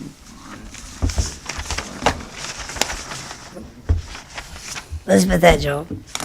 Might understand that these communities, these areas, got a hold of the city because they wanted better services. And then I'm hearing that they've already been really covered anyway with these services. So they weren't really, if they don't have 2 calls a day, they weren't really in any need of better services because they all stated that they were already getting some of those services even though they weren't paying for them. And this came, and yes, I'm sure every legality was addressed in, as far as the public meetings. However, I can tell you as Delaware County Community Awareness, with almost 32,000 people in it, no one knew about this at all. Matter of fact, my reporter, Rick Yenser, broke the story. And he just happened to be here in the city building when that happened. I wonder if the declining population here in the last, well, since 2020, has anything to do with the fact that I wonder how many people, I believe that the newspaper put an exact number of how many people you're going to be adding to the population. And that was mentioned in the story, which hasn't been mentioned here at all. And that's kind of interesting. And lastly, $230,000, and we are going to have to man that more. I mean, are you telling me that that area doesn't receive good services now? Because I live in that area, I just moved there, matter of fact, and I'm real curious to know that, and I will check the numbers. This is happening suddenly. This is happening quickly. This is happening like everything else has happened with all the city projects, and we're the last to know. And I really don't see that there's a call for it. I really don't see, other than population numbers dwindling, and that might be affecting some of the grants and whatnot that the city receives. I can't really see the boon of this quickly, this fast, so many questions you had, I had all of them. I have more even since this. And there's been 6 meetings, and y'all didn't know about it? That's pretty incredible. I'd like to know how that happens. Thank you. I just want to make it clear that I believe each one of these council members knew about this months and months ago. I shared it with them that we were considering this. None of them had any opposition, and so we moved forward. It's about a 1-year process, and we're in maybe month 6 of that. So all of these council members did know about it because I made sure that they were aware. So just wanted to make that clear. President Dishman. Oh, sorry, I just have a procedural. Ms. Powell brought up the public hearing notice. My understanding is you're going to do that, because it's usually our office. Assuming they introduce and adopt the fiscal Okay. plan resolution, Okay, yes. that's fine. Just coordinate, we usually do those before the, Yes. that you're aware of the process. Okay, that's all I wanted to make sure. Mr. Green? Yes, I had a question, clarification. It was posted in the newspaper, was it not? It was posted in the newspaper, and every property owner in the territory received via certified mail a notice of the 6 meetings. Thank you. Anyone else? Dan, how do you think we should do this all, Or can we? all of them together, or? No, I would do them separately. but Separately? Since you've already heard the public comment for the entire thing. Oh, okay. Dispense with the public comment on the other 3. Thank you. But since it's just for introduction, you can do voice votes. So Sure. you can go through them pretty quickly. Okay. I think currently there's a motion to introduce 29-2. Yeah.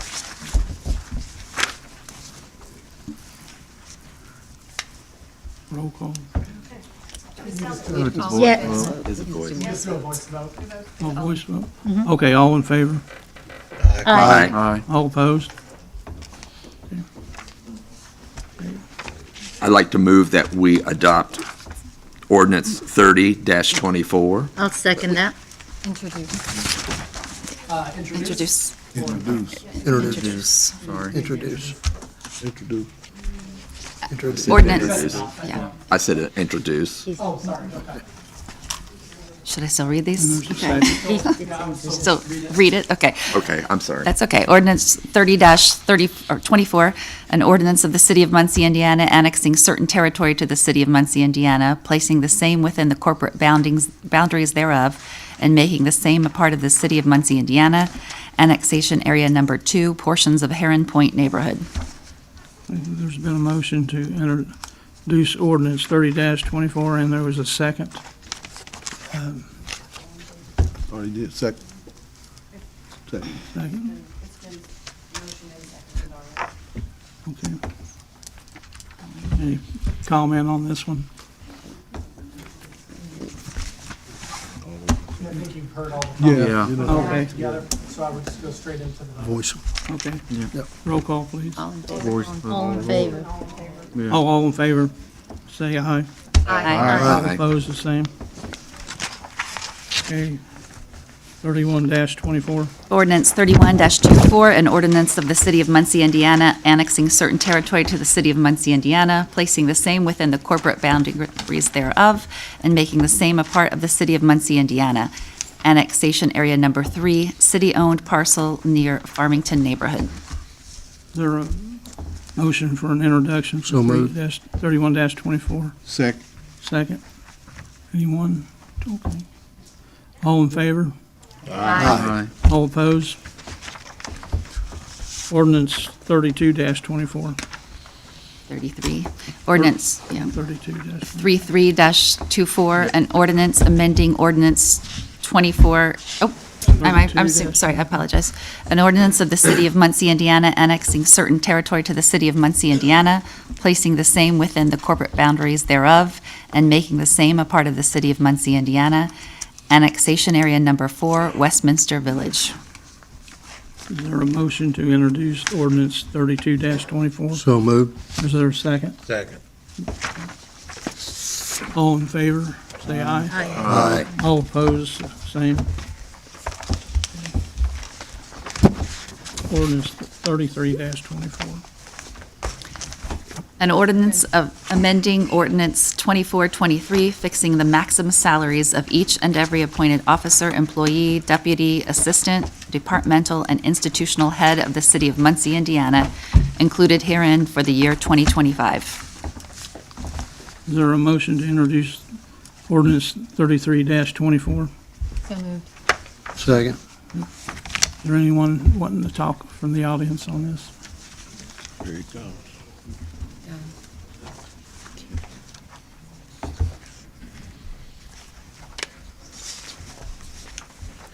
Good evening. This is, have 4 of them in a row, kind of like the annexation that we just went through. 33-24, 34-24, 35-24, and 36-24 are all the salary ordinances that we did. And what we did was we increased from last year, or from the salary ordinance that we sent in May, that had what we originally planned and added the 1% to it, so.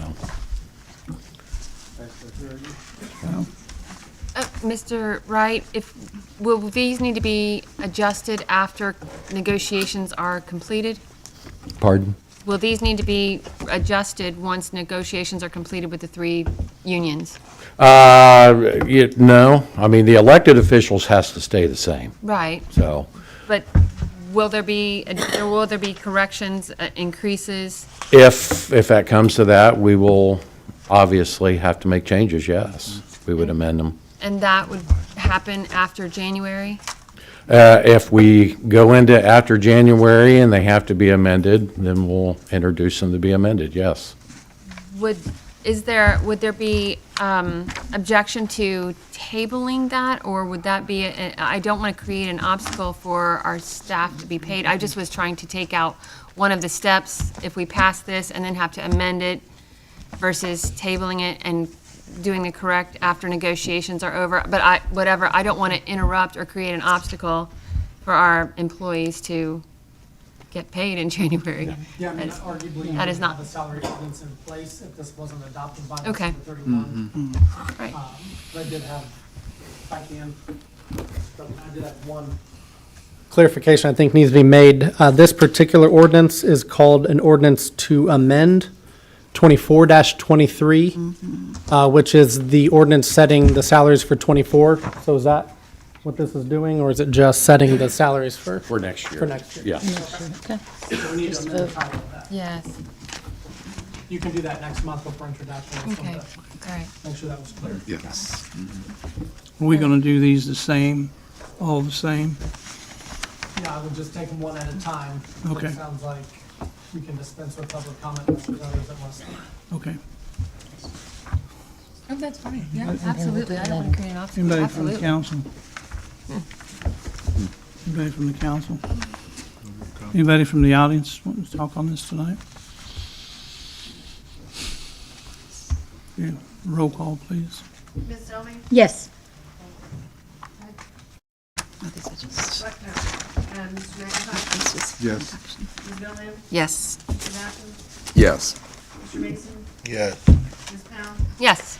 Mr. Green? Yes. Mr. Garrett? Yes. President Fishman? Yes. 9 yes. Okay, ordinance 34-24.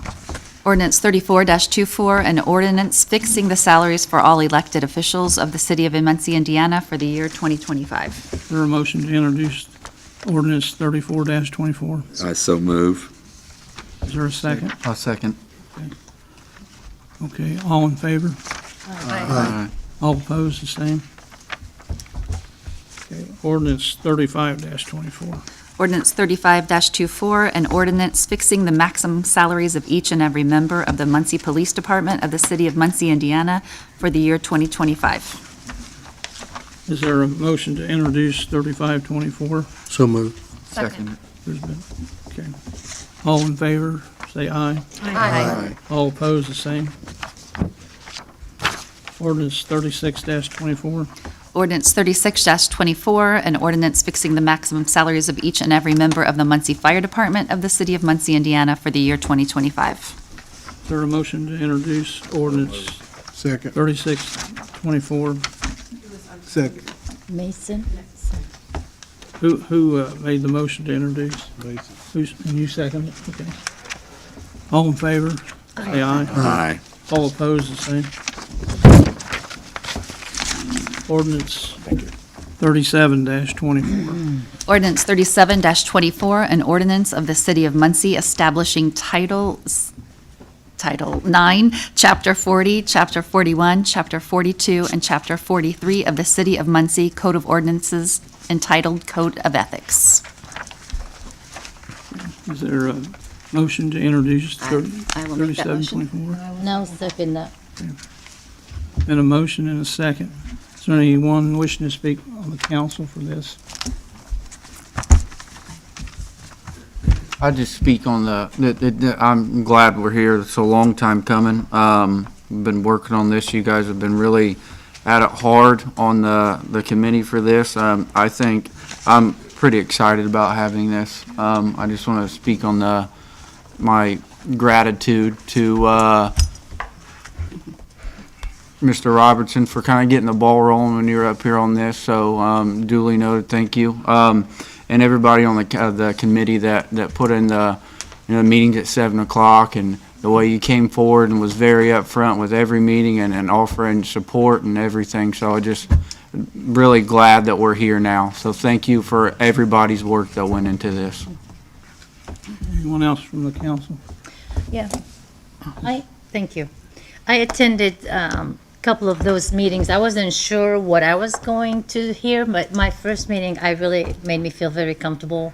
I think everyone on that committee had the best intentions, and it was just smooth, and I understand that there's state, ethics rules on the state level, but as a city, having our own just puts us a step forward from other cities, and just lets people know you can do business here and feel comfortable doing business here. You can come live here. So I think it's a great thing for our city. So thank you for everybody that worked hard on it. Anyone else, Mr. Basham? Yes, Council, could you go into detail, or a little bit more detail regarding your conversations with the General Counsel for the Association of Indiana Municipalities, or AIM, and what those conversations revealed? Sure. So myself, along with Aubrey Christ, who's one of the city attorneys, had a conference call a couple weeks ago. I had provided this ordinance quite a while ago to the city attorney's office just to get their feedback as well. And I believe the administration had asked AIM to take a look at it. There were some kind of suggestions, pointers, things to look at, reference some of the state regulations that are in place at the state level, a few other items, but nothing major. There may be a few things that Aubrey and I talked about, might be some slight revisions coming before adoption, but nothing major. I think once General Counsel for AIM understood the process, who was involved, and what we quite frankly referenced in putting this all together, she felt comfortable as well. So it was a it was a good conversation, but nothing really major came from that conversation. And I'm sorry. Could you go into a little bit more detail regarding those? I think this document was on our table tonight. Am I correct? Okay. Yeah, I haven't seen that document, so I can't speak on it. Okay. Fine, thank you. Anyone else? Anyone from the audience? Elizabeth Edgell. I served on the Ethics Advisory Committee, and it was a wonderful experience. However, it was not the smooth process that Ms. Selvey mentioned. I was beset on all sides by the people that wanted me thrown off of the committee, and we kept at it. I believe that we did our due diligence, and we created an ethics code that the city is sorely in need of. Had it been in place already, things would be going a very different way than they're going now. And many of you know that I work in marketing, and the one thing that marketing has to do with the ethics committee is trends that are coming in 2025, and they just came out. And let me read to you what some of the coming trends are for concerns of people in 2025. Personal finance, lack of healthy and affordable food, lack of health care, political stability, and elections in government. And here's their values going toward 2025, and this is what everybody's going to base their marketing off of for next year. Integrity, transparency, keeping your promises, authentic connections, not being fake, being self-sufficient, feeling in control,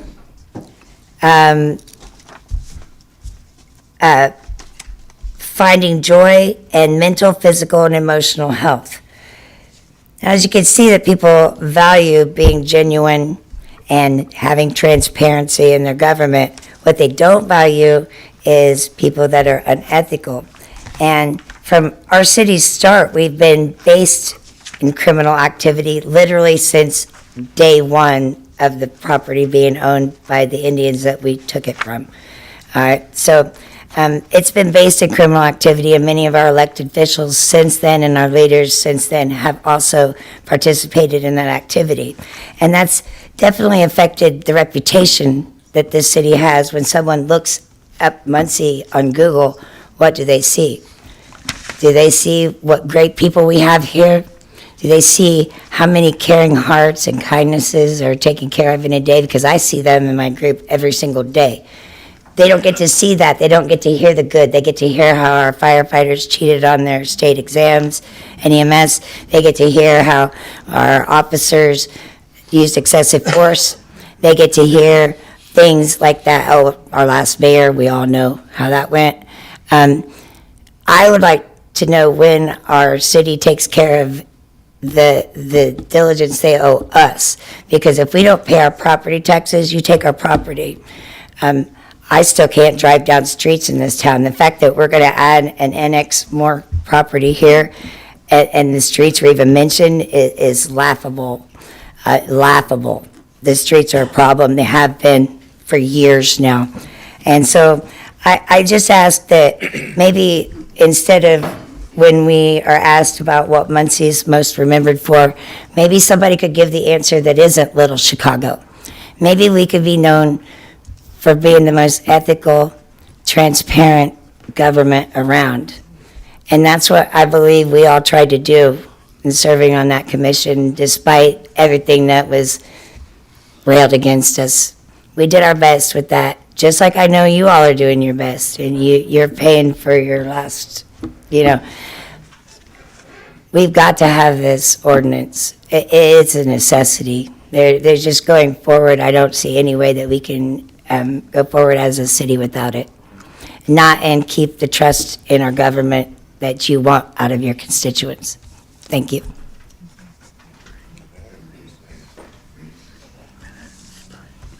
Good evening, council. Good evening. I prepared a statement because, as you all know, I will go on for a while. Well, I know most of you, so I feel weird about it, but for the public record, my name is Jeff Robinson.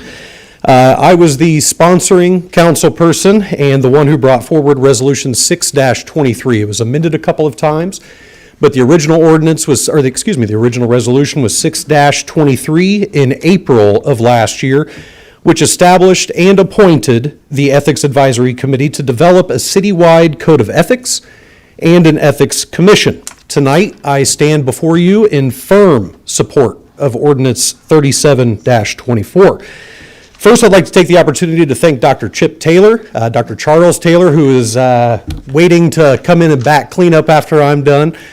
Him, as well as the members that we appointed last year to this Ethics Advisory Committee for their hard work.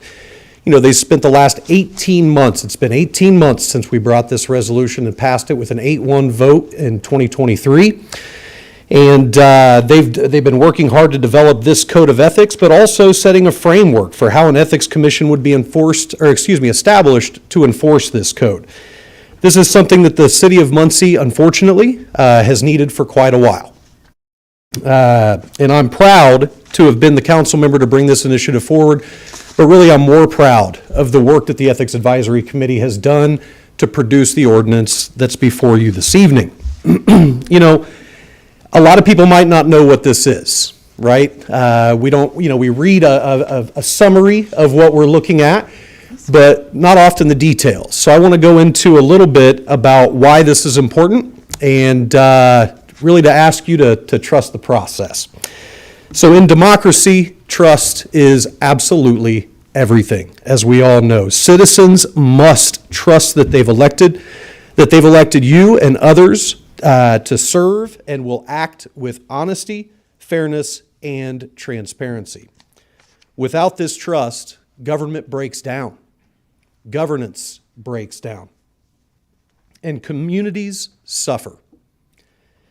An ethics code enforced by an independent commission isn't just nice to have, it is an absolute necessity, especially in a community like Muncie, where for far too long citizens have expressed concerns, whether real or perceived, about the conduct and decisions by local officials.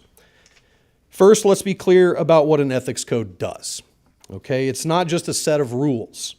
It's a moral contract with the community. It establishes clear, unwavering standards of conduct, setting a high bar for behavior and accountability.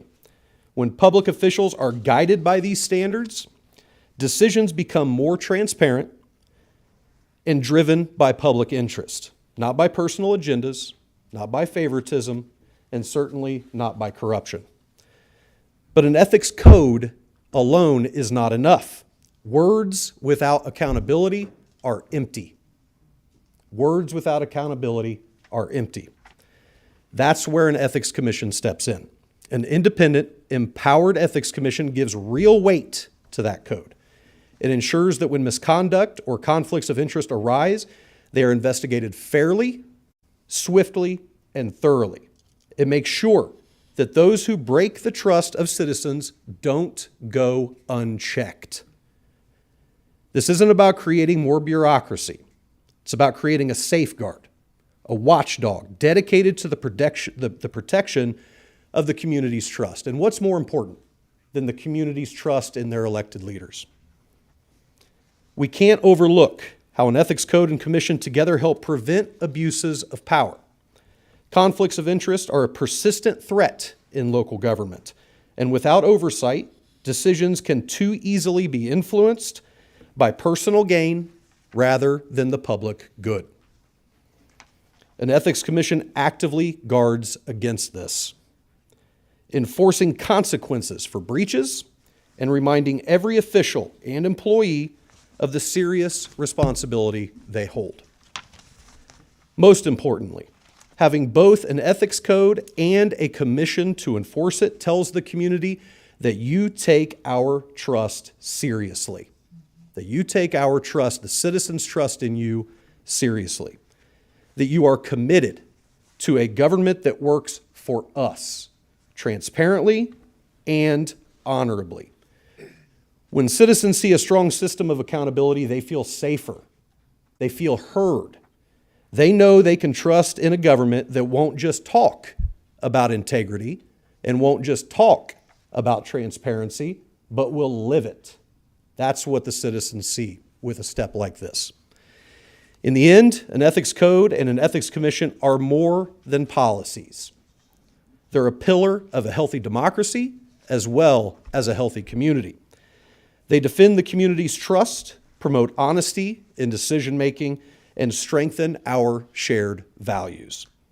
I'm asking you to commit yourselves to building a government that not only serves, but serves with honor, integrity, and accountability. This is an easy choice, folks. This is a yes vote tonight to introduce, and this is a yes vote next month to adopt. And then as you'll see laid out in the ordinance, you'll have some appointments to make, 2 from the council, 2 from the mayor's office, a 5th member being appointed by those 4 members. I am so proud of the work that's been done by the Ethics Advisory Committee. I'm proud of the work that the City Council did last year while I was sitting up there among some of you that took the steps and had the courage to take this step. This is a big step for this community. There aren't many communities in Indiana. Indianapolis is one, and there is a collection of communities in Northwest Indiana that have the same. Outside of that, we would be it. So this is a big step for us. But I believe we can do it, and I believe the right appointments can be made to start beginning to rebuild that trust that's been lost for so long in our community with our constituents. So thank you very much for your time, and thank you for your consideration. Thank you.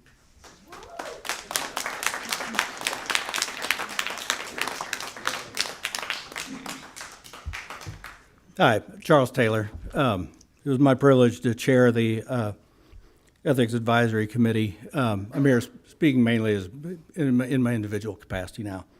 I'm glad to hear other people, council members and others, speak in support of the ordinance. I would also encourage you to support the introduction of it tonight. In addition to those who have, we've heard here tonight, I've shared with the City Council a letter from Heather Williams, the chair of the board of the Muncie Action Plan. The letter communicates that the MAP Board of Directors endorses the ordinance and encourages the City Council and the mayor to enact it. In the letter, she explains that the original Muncie Action Plan included developing a code of ethics for local government as one of the action items. In fact, she said at a public open house in 2009, that was the item it developed. It received more votes than any other item that was under discussion. Unfortunately, after that, no code was developed, and we all know what happened a few years later. You know, this ordinance is more about Muncie's future than it is the past or the present. Although I'll say, I think at present, we've got a strong foundation to build on. As it said in the cover memo that you received when the committee sent you the draft ordinance, in a large part, we've built on the work that's already been done by the administration when the mayor implemented ethics rules for the employees. I had seen, I guess that summer, one of his quarterly, however often it is, where department heads come on, and Michael Wilson was the HR director then, and talked about the ethics rules that were being implemented. I was encouraged to hear that, and so early on, our second meeting, I had reached out to her. She shared with the committee all the information that she had about it. Appeared at the meeting. We had a long discussion, and she was very helpful. And so there is a lot in that ordinance that really just builds on the ethics rules that have already been implemented for employees. Also, I'll say to applaud the mayor some more. Yeah, I remember earlier this year, we read in the paper someone had raised some concerns about potential wrongdoing by a city employee. Okay, you all were briefed on that in an executive session, and I was glad when I read in the paper that the mayor had done what any of us would have wanted and called in the appropriate agency to investigate. As I understand it, the report came back. There was a misunderstanding. It was things things weren't that bad. That's good. I'm glad it got checked out. I was not surprised if somebody asked me, what do you think Mayor Ridenour would do in a situation like this? That's what I would have predicted. But there'll be other mayors in the future. What if there had been some wrongdoing? What if we had a future mayor that wanted to sweep that under the rug? It was an election year or something, right? This ordinance will ensure that someone who suspects some sort of wrongdoing like that has some place they know they can go report it, and it will get dealt with. If it is a potential violation of state law, then if you read in there, the Ethics Commission's role then is to hand that off to the appropriate, law enforcement agency to investigate. They're not replacing, anybody in something like this. But if it's something lesser, if it's one of the local rules, then, the commission would investigate and make an appropriate recommendation. Whatever the situation is, people will know that there's one place they can go report this, and it'll get dealt with appropriately. I guess just to wrap up, I'd say I suspect that most people here tonight have smoke detectors in their homes. And I bet that whenever you installed it, your house wasn't on fire that day, right? Because that's not when your house is on fire is not the time to install a smoke detector, right? You do that ahead of time. This ordinance is like a smoke detector, okay? And now's the time to install it. We don't need to wait until there's a problem and then decide that we could use an ethics ordinance. Now, when things are going well, now's the time to do it, get it in place, and try and keep that way for the future. So again, appreciate the comments in support of it, and I would encourage you all to introduce it tonight. I'm glad to hear that the council attorney and the city attorney are working on any final details need to be done, and look forward to seeing the eventual adoption. Thank you. Thank you.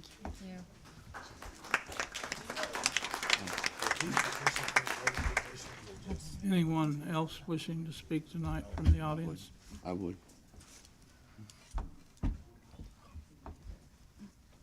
Mr. Bash? Dr. Taylor, could you talk to us about the funding mechanism for the commission? I read it and didn't see anything about that in the report from the advisory committee. That's, honestly, that will be up to the mayor and the council as part of the budget process to decide, what sort of budget they're going to have. Okay. We were tasked with writing the ordinance, defining the code of ethics, defining the structure of the commission, how it would work. We spent right at a year doing that. We didn't presume to address the budget But I think part of this is going to depend on, the final details that are worked out among the attorneys to make sure, this is right. But it's, that will be up to the administration, the council. If I may, Councilman Basham, when this was envisioned, there was never any funding that would have been required. This is just like any other board or commission that would be primarily volunteer-based. If they found themselves in a situation where they had to do an investigation and some additional resources were needed, then I'm sure that commission could come to the council or go to the administration to procure those. This is just like any other board or commission. We hope that there are people out there, I believe that there will be many people out there that would be willing to serve this on a volunteer basis. We have many, many boards and commissions throughout city government where people do the same. So to answer your question, there's no funding mechanism written in the ordinance because there's no funding that is anticipated being needed. Thank you.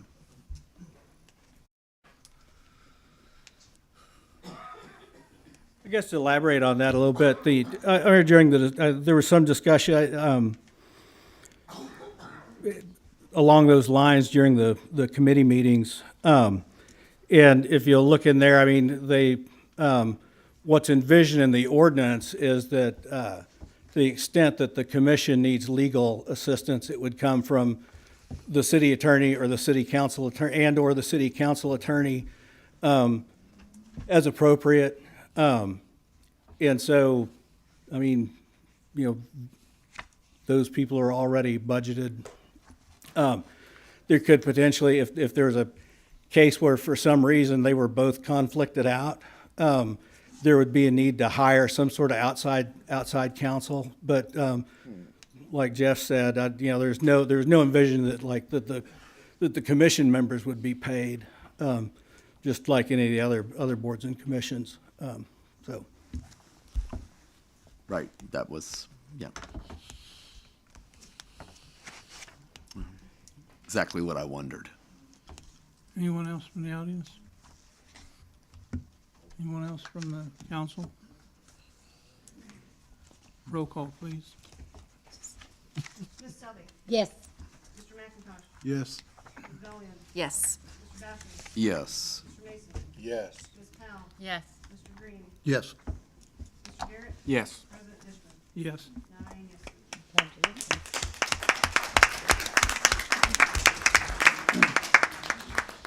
Resolution 13-24. Resolution 13-24, a resolution of the Common Council of the City of Muncie, Indiana, adopting a fiscal plan and definitive policy for the annexation of property contiguous to the City of Muncie, Indiana, pursuant to ordinance numbers 2924, 3024, 3124, and 3224. Is there a motion to introduce Resolution 13-24? So moved. I'll second that. Anyone here from the audience wishing to talk on this? Just real quick, this is a resolution, so there wouldn't normally be an introduction. Just want to make sure that was, For adopt. is the motion to introduce or adopt. No, okay.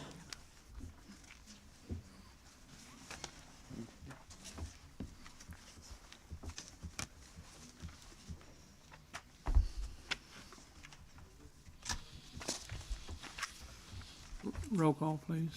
Wait, I have a question. Okay. In the fiscal plan, do we know, because it talks about the services that we will be providing, do you know how much those services will cost the city?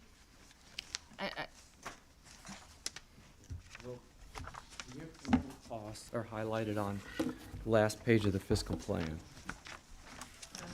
So the estimates are fairly modest because, as you've heard already from the police and fire department, which public safety was a big one, they're going to serve those areas with the existing staffing, and there's a fire station close. There's not going to be a lot of additional costs there. So the cost that we highlighted on page 31, is it? Excuse me. Make sure I got the right page here. Yeah, 33 were the costs that were indicated to us, it's really street department costs are the key thing. The rest of the costs that you're incurring in staffing up your departments and the wages and such are things that you're doing regardless of the annexation, not as a result of the annexation. That's why they're not more costs highlighted here. Since the public doesn't have this packet, could you read those costs to the city out loud, please? Sure. We did hand it out at all the public meetings, the council meetings, but the street department estimated about $20,500 in maintenance costs, because it's mostly new streets that we'd be talking about, or for any additional streets in the areas being developed, and for cleanup and that kind of thing. And then there was one $150,000 street extension that would be included too, and that was more of a matter of connecting part of this area into the existing street network of the city. That was a one-time cost. So the ongoing costs were, like I said, $20,500. Actually, the street and road MVH distributions that I mentioned earlier are about that same amount, $20,000. And then in addition, we have this $230,000 of Revenue. based on the current property tax revenue. Those are going to go up as you improve those neighborhoods, add some homes that the mayor had talked about before, but that's just based on today's numbers. All right, thank you. You're welcome. Anybody else from council? Anyone else from the audience? Roll call, please. Yes. Yes. Yes. Yes. Yes. Yes. Yes. Yes. Yes. Thank you. 14-24. Resolution 14-24, a resolution of the Common Council of the City of Muncie recognizing November as Transgender Awareness Month. Is there a motion for the introduction of resolution? I'll second. I wish you would let me finish, please. There's been a motion and a second. Is there anyone from the audience want to speak on this?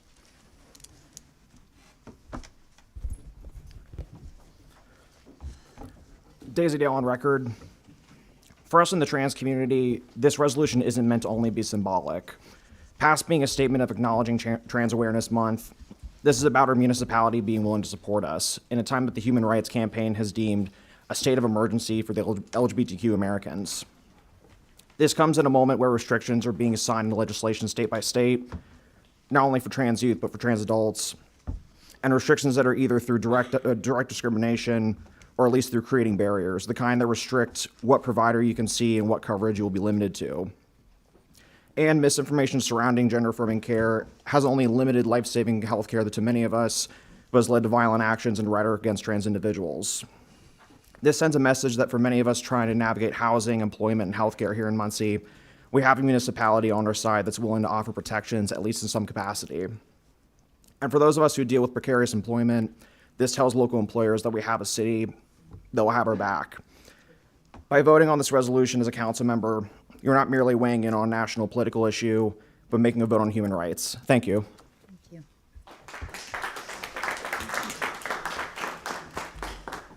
Hi, Charlize Jameson. I've heard some really nice things tonight about Muncie leading the way. We just heard it about ethics, that there aren't many communities, certainly our sized communities, that have it. And I've been really proud the 10 years that I've been back in Muncie. Muncie's been a leader in this area. You know, we have had transgender recognitions throughout the last 10 years. We've had ordinances, and some of you were up there when it was happening, that said no discrimination, no one should be discriminated against in Muncie. And this is a continuation of that kind of thinking, that kind of acceptance, and making Muncie a welcoming community for all citizens. And so I would encourage you, I stand here strongly affirming this resolution. I would hope for a 9-0, but I'll take a victory. But, you know, this is an educational thing. This is not a divisive wedge. This is about not fearing what you don't understand. It's about understanding greater than what you have now. And I'll just share my own personal feeling. I've known this since I was 12 years old. Next August, I'll be 70. I had the opportunity to share this exact statement a couple of hours ago with someone running for office. I didn't choose to be transgender. Transgender people, intersex people, don't choose that. The only choice I made was whether or not to keep hiding it or come out. And I'm proud to say that I live in a community that has welcomed me, embraced me, and I have not lost one person of significance in my life because I transitioned. And I count, some of you I don't know real well, and I need to change that, but I count all of you as friends. And you've been welcoming to me. And for that, I'm grateful. And I hope you'll vote 9-0. Thank you.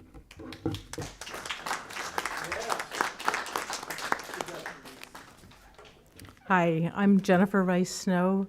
I'm the mother of a transgender daughter.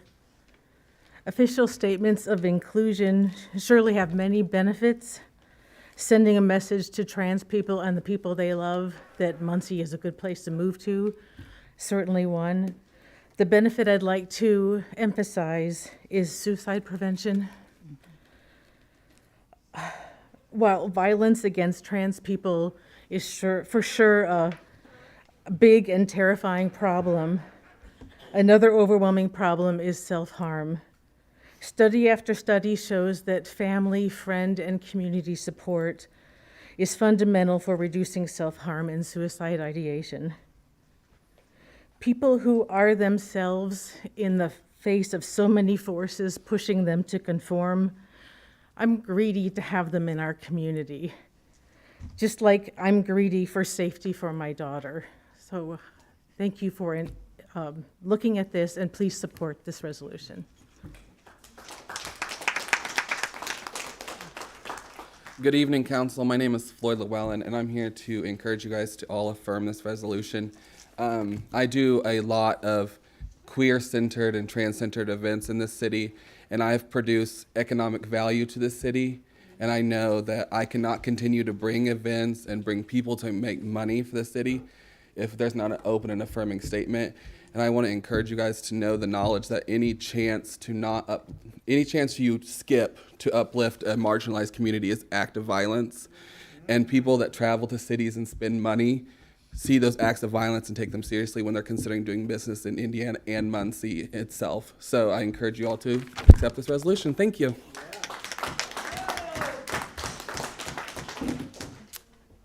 Hi, my name is Kathy Feeney. I am a local nurse practitioner. I'm the secretary of the board for Muncie Queer Alliance, and I'm the mom of a transgender son. So living in these roles has given me a little bit of perspective to speak on the state of trans lives in Delaware County. Earlier this year, Indiana was noted to be a high-risk state for LGBTQ+ citizens. Not only did Indiana ban gender-affirming healthcare for those under 18, but Indiana has virtually no laws on the books to protect trans Hoosiers.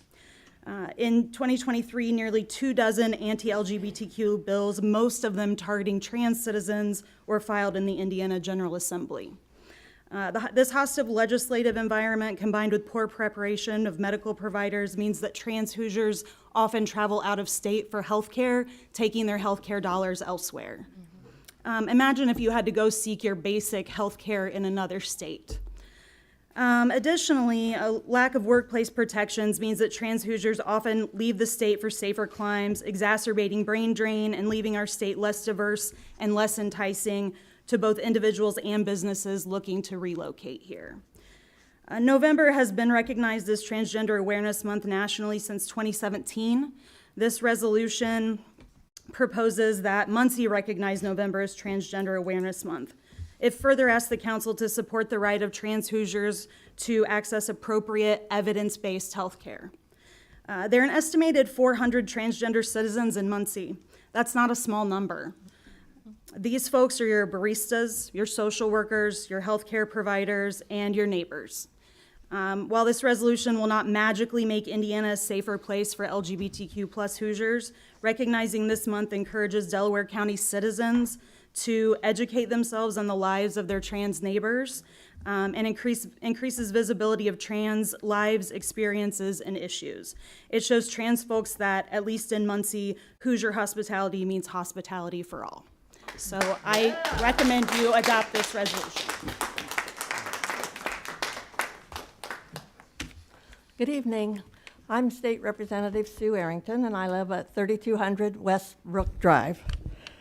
I rise in support of Resolution 14-24, recognizing November as Transgender Awareness Month, and I want to thank Councilwoman Powell for authoring it. I have participated in Transgender Awareness Month programs here in Muncie on at least a couple of occasions. My role was to read the names of transgender individuals, mostly women, who had been murdered because of who they were. I hope we can all agree that no one should be targeted to be killed because of who they are or what they look like. This resolution puts the City Council on record as opposing violence against transgender individuals and supporting protection of their civil rights. In light of recent legislation, which has already been mentioned here before I spoke, legislation in the Indiana General Assembly denying parents the right to choose the health care they believe is life-saving and life-affirming for their children, I encourage the Muncie City Council to take the actions that are outlined in the resolution. I believe that Muncie is a city that is welcoming to all, and this resolution will help cement that idea. Thank you.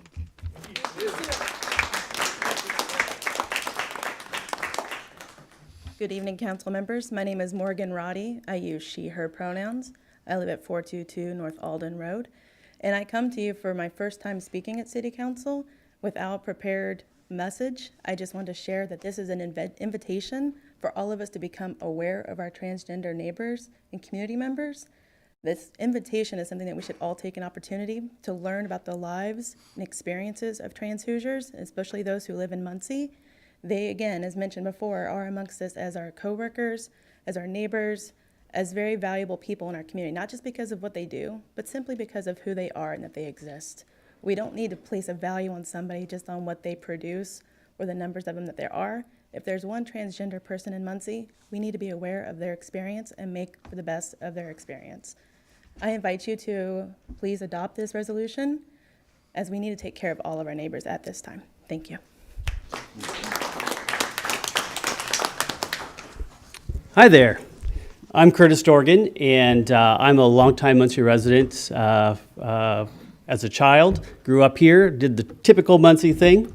Muncie was my home, and when I realized that I was gay,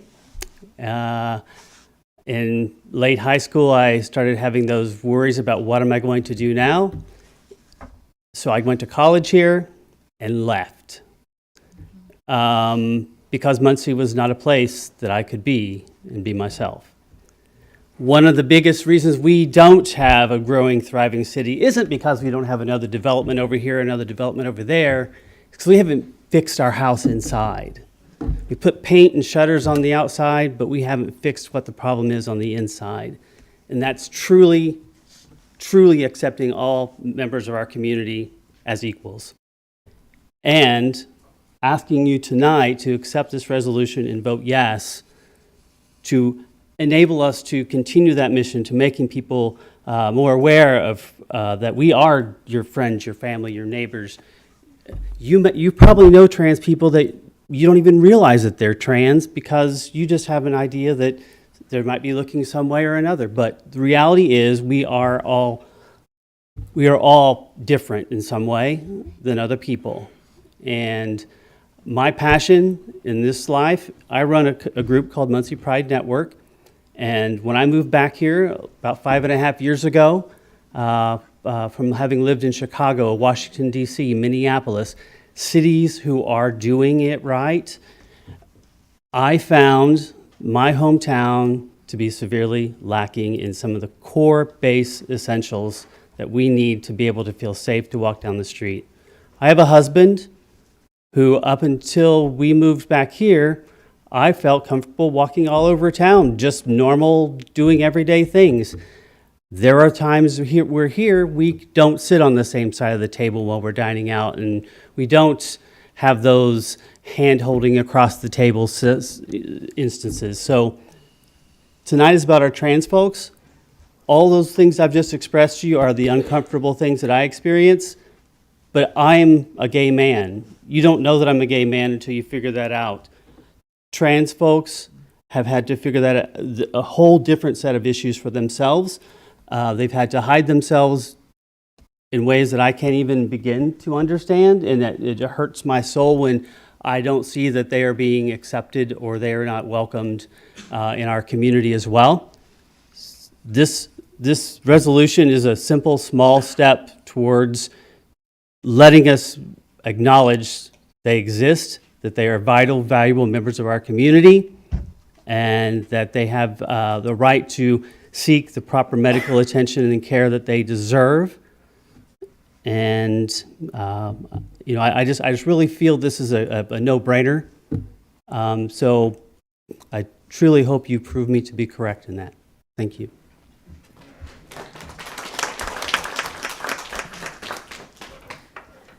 My name is Joseph Farrell, currently residing at 405 North Monroe. I use he, him pronouns, honorifics of sir and mister. I appreciate everything that has been said about moving forward regarding this, but like Dr. Taylor mentioned about looking back, 100 years ago, we were part of a sociological study about being the average American town. Cool, we're average. Let's be above average. We have that in us. We've stood average for 100 years. It's time. This is a great first step toward, okay, so we have this, now what? To begin that, now what? Now, bringing up a little more recent past, try to rack your brains for what you were doing on July 21st. It was a nice, hot, sunny day. It was a Sunday, 107 days ago. That was the day that I ran from gender identity abuse and came out. The first people who heard my name other than friends were the people at a domestic violence shelter where I stayed for 50 days. And they said that they could take care of someone like me. Federally, they're required to. Not a lot of resources in that regard. So by putting this out there, this then can be a launch pad to improve the services we already have. We have great resources on certain levels, but if you don't fit the exact box that service was built for, there is no services. And for folks like me who are only 107 days in, who had their first encounter with trans violence inside that shelter, and nothing could be done because no staff witnessed it, this, and especially as a trans man, which is a much smaller pool of people, that this is, I've lived in Muncie for almost 25 years. And to be scared to open the door in my own hometown, Muncie can do better. We're working on that code of ethics in the ethics committee. We can do better. Please, for the sake of people like me, we need to do better. Otherwise, the next person like me may not have the guts to up and run. And instead of them standing in front of you right now, you would have read their obituary in the newspaper.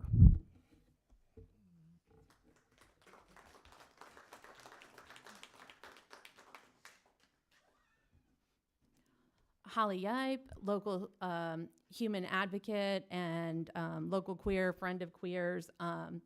Let's see, I know many of you personally, and I just want to remind you that whether you are representing Muncie at large or in a district, there are trans and non-binary people that live in your district. There's some that may have even voted for you. Some of them may have voted for someone else, but at the end of the day, you are our council. Your words matter. The way that you use those words and the way that you present our city to the community and the greater community at large matters.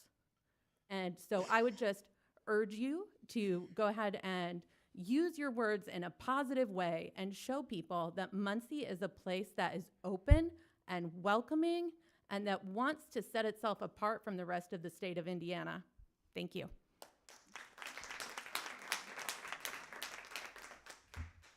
Hi, I'm Janetta Presley. I live at 1419 West 8th Street. And I have a son who is a hermaphrodite. He came to me from foster care system, and nobody bothered to take care of his issues, whether he's boy or girl. And so my son had to live like this his whole life as a child because the state of Indiana wouldn't pay for surgery for him because they said that he wasn't old enough to make choices for himself on whether he was to be a boy or a girl. And so therefore he lived a miserable life. He tried to kill himself as a teenager. We had to seek outside of the Indiana area to Ohio to a youth doctor for him. And so I really would like to see health care for these folks, that they can get what they need and they can make the choices that they want to make in their lives. But me as a foster parent, my hands was tied with this child. And so I would like to see that taken where that they can make those choices for themselves. So I really would like to see you guys recognize all of this. Thank you. My name's Tim Overton, and I'm going to give the minority report, I reckon. But I am in opposition to the resolution. When you normalize something, you get more of it. So in World War II, if you poll the percentage of homosexuality, it's very, very low. You go to the baby boomers, it's up a little bit. Go to the Xers, it's more. You go to the millennials, quite a bit more. You go to Generation Z, and the statistics say 17, some surveys over 20% are homosexual. So when you normalize something, you get more of it. Now, this points to it being a cultural phenomenon, not a biological one. Okay? Evolution, survival of the fittest. If you have a homosexual gene, it does not reproduce. It's not natural. Well, but over millions of years of evolution, it would cease to exist. If you believe in divinity... Point of order. He's got... I didn't heckle you all. If you believe in divinity, then God obviously intends male and female to go together to reproduce. Now, I don't know if you've met detransitioners. I have. Females whose biological clock, whose hormones will never be normal. Body parts removed, they will never have children. And if you normalize this, the question is going to be put to more elementary kids and junior high kids that will say, little boy, are you a girl? Little girl, are you a boy? And by posing the question, just like we've had an increase in homosexuality, you're going to have an increase in transgenderism. Now, they believe that the suicide rate is because no one affirms them. I believe it is because they deny reality, biological reality of male and female. And I have all human civilization to back me up. No. So, okay, the choice is yours, But I just think it's important to recognize where we as a society are, where we have been, and to know that my perspective is not one that's a very few people, okay? And if you had met detransitioners, I think you would not want to normalize this. I've literally sat with someone and they can't sit still for too long because they have burning sensations because of what the doctors did to them. Europe is abandoning the transitions because they know it doesn't work. So, you know, I hope that you would not approve this because you don't want to normalize that which harms people. And I appreciate you letting me speak. Thank you. That is the hate that we are hoping you can help us protect against. Just like left-handed people used to be demonized, we discovered once we accepted that left-handed people were just born left-handed people, there were more left-handed people. And as years went by, we discovered more and more people were left-handed. It's the same thing. People have always been queer since the beginning of time. They will be queer to the end of all time. We have always existed, whether we've been out with it or not. You can act like it's a new phenomenon, but it's because we are joining together and we're being brave enough, like you saw right here, all of us standing up together to say, no, we're done having to hide in the shadows. We're done having to be ashamed of who we are and who we love when the rest of you guys get to live your lives out in the light. Why do we not get to live our lives out in the light? And so this resolution we're asking you to pass says that Muncie says that it's okay for queer people like me to live our life and our truth out in the light of day. And we all deserve that. Now, I'll tell you, like, yeah, we might be, nobody's asking little boys and little girls if they're little boys or little girls. That's ridiculous. But the truth is, since I was in second grade, 7 years old, I was told I was a girl. I was told by the way I caught a baseball that I was a girl. I was told because I danced out in the outfield and picked dandelions that I was a girl. Because I walked a certain way, I was a girl. I spent my whole life having to fight this idea that I was a girl so much that I started to hate the feminine in me, the gay in me. I started hating women because anything that like even drew the idea of feminism to me meant that I was seen. And until I was able to accept myself and accept that I am feminine as well as masculine, just like everybody in this room is feminine and masculine. We are all a combination of those energies. And we exist, and we will always exist. And I'm sorry it makes you so mad. It makes you so mad. But we exist, and we have the right to exist, just like you have the right to exist. So please let us exist. Hi, Steve Craig, straight, male, cisgender, married, with children. And I'm not concerned that this will make my children gay or trans. And I love everybody in this room, and we're all normal.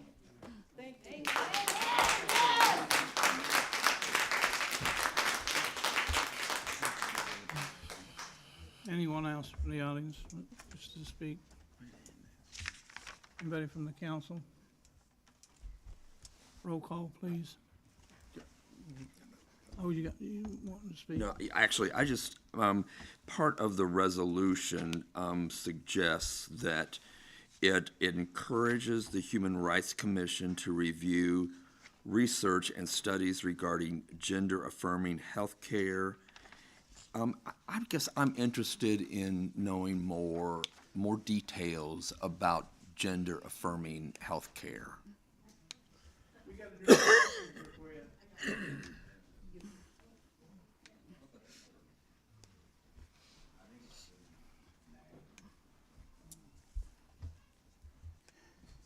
What can I answer for you? No, I just would like more details regarding Gender-affirming health. Yes, yes. Gender-affirming healthcare is any healthcare that affirms gender. So, in the very basic sense of the word, if someone has a breast reduction because the breasts that they were born with are making their life uncomfortable, that's gender-affirming care. Or Viagra. Viagra is gender-affirming care. Hormone therapy for menopause is gender-affirming care. We're specifically talking about our trans neighbors. We're talking about potentially just getting health care that people, where the provider understands what trans people are going through.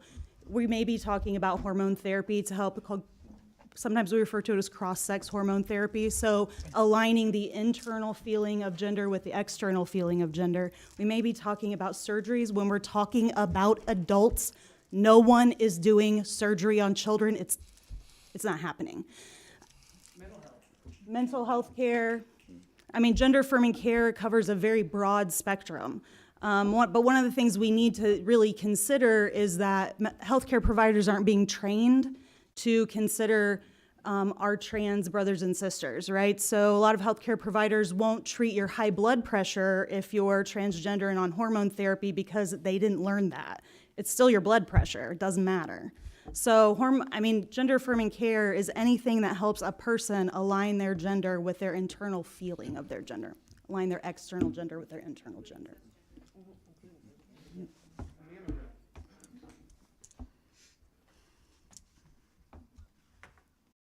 Anyone else? May I continue to ask? May I? We read a lot of headlines about gender-affirming care for children. Could you talk about those headlines? Sure. In the state of Indiana, those headlines are often exaggerated, and we now anyone under 18 in the state can't access any gender-affirming care. That means if a 16-year-old comes into my office and they say, "I'm trans, can you help me?" I can't speak to them. I legally cannot speak to them about that. I can't tell them anything.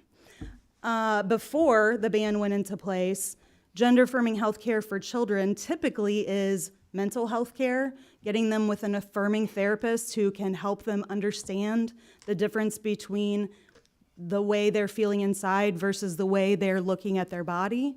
In some cases, it might involve puberty suppression, so putting someone on birth control to stop menstrual cycles. We do that all the time for cis kids, but now we're not allowed to do it for trans kids. Still do it for cis kids, same medicine, same biology, but now we can't do that. It could involve potentially when they're older, putting them on hormone therapy so that they are having puberty at the same time as their cisgender peers.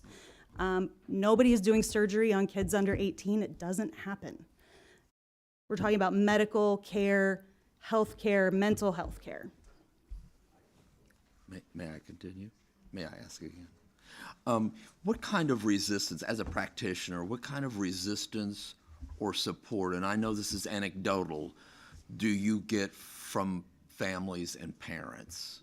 It runs the gamut. I have people who want their children to be happy and healthy, and so they come in seeking the care that they think their children need and are open to whatever, they'll sit down with medical professionals who understand the evidence-based care, and they'll make decisions as a team. All the way to, I have families that come in and say, "Fix this, this isn't okay." I have kids who come in, they've come to Ball State and they're finally 18 and they're out from under a family who didn't understand or didn't respect their feelings and their identity, and now they've come seeking care as adults because they could not get that care as children. So it's a spectrum. I have one more question. We hear a lot in the faith community about the trans community. Are there people of faith that could speak to this conundrum? I know, but this is an issue that... Hi, I have a Master of Theological Studies from Trinity Lutheran Seminary, Columbus, Ohio. Bursting out over there. I am also a licensed lay preacher in the Episcopal Church, and I do serve as a hospice chaplain in another town. How may I help you? I just tell you that we hear... There are some faith communities for whom their understanding and interpretations of their texts excludes anyone who is not cisgender heterosexual. However, in the communities that I tend to frequent, including the Episcopal Church, the understanding of being created in God's image and loving one's neighbor as oneself and treating the alien as a member of your family are more important, as in the case of what Jesus Christ said, that there are two great commands: to love your God with your heart, soul, mind, and strength, and the second is like unto it, to love your neighbor as you love yourself. Upon all these things hang the law and the prophets. And to turn real quickly to the gender affirming care situation, I am also intersex. I have a hormone chromosome mismatch. So anytime someone with high testosterone polycystic ovary syndrome is told, oh, for your acne, take these pills, they're being given testosterone blockers. The doctors are not telling them that's gender affirming care, testosterone blockers, and the like. And there are only 4 medical schools that currently offer gender affirming care, especially gender affirming surgical residencies. So we can't get people to provide care fast enough, to the point where here in Muncie, where there are medical students, residents practicing under attendings, they are misgendering their patients in their charts. In my charts, they're using the wrong pronouns in the hallways with their fellow colleagues. The ethics line is tired of hearing from me.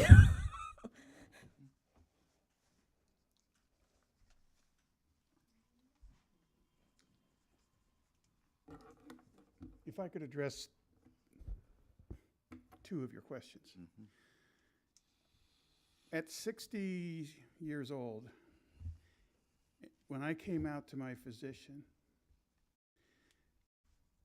and I'm sad that he's no longer in our community. He moved on, but he was absolutely the best. And I was so worried when I came out to him, and I waited until the absolute last possible time, Dale. And when I came out to him, I was afraid I was going to lose him as my doctor. What he did, and this would be for every healthcare person that's within the sound of my voice, he didn't try to change me.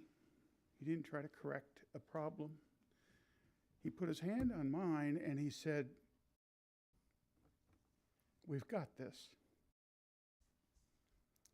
That was it. And then he picked up the phone and he called a therapist. And between my doctor and my other doctor, therapy, they saved my life, Dale.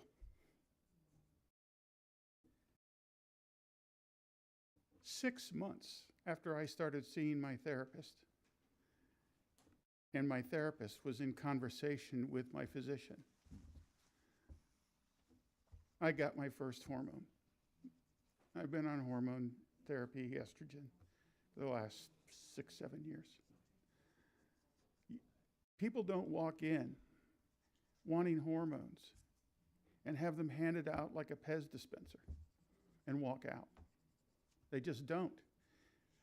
Therapists have to test, have to question, and doctors have to do the same. Now, there is no Transgender 101 manual, but for anyone else listening, get a good therapist, get a good physician, and sign the papers that allow the 2 of them to communicate. Because like I said, I wasn't some kid that went in wanting hormones. I was 60, and it took 6 months. As for faith, and I'm going to speak for myself because there's a whole spectrum of people on the faith scale from 0 to, I don't know, whatever the top number is. I was raised in the church. You and I went to the same college. Christian college. Yep.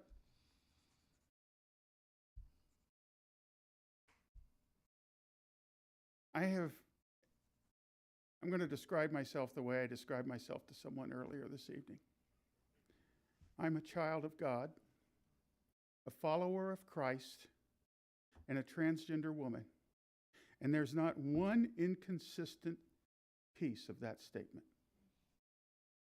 And the idea that one can't be a Christian and be gay, or be a Christian and be transgender, that's not what John says when Jesus said, I gave you a new commandment. Not talking about the old law. You know the one I'm probably talking about. Our job is to love one another as we would love ourselves. And that's what I live by. Thank you.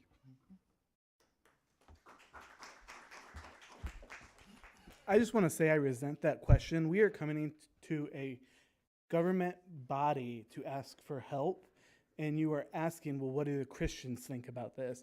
Here's the thing. The Bible and Christianity has been used to enslave black people and oppress black people.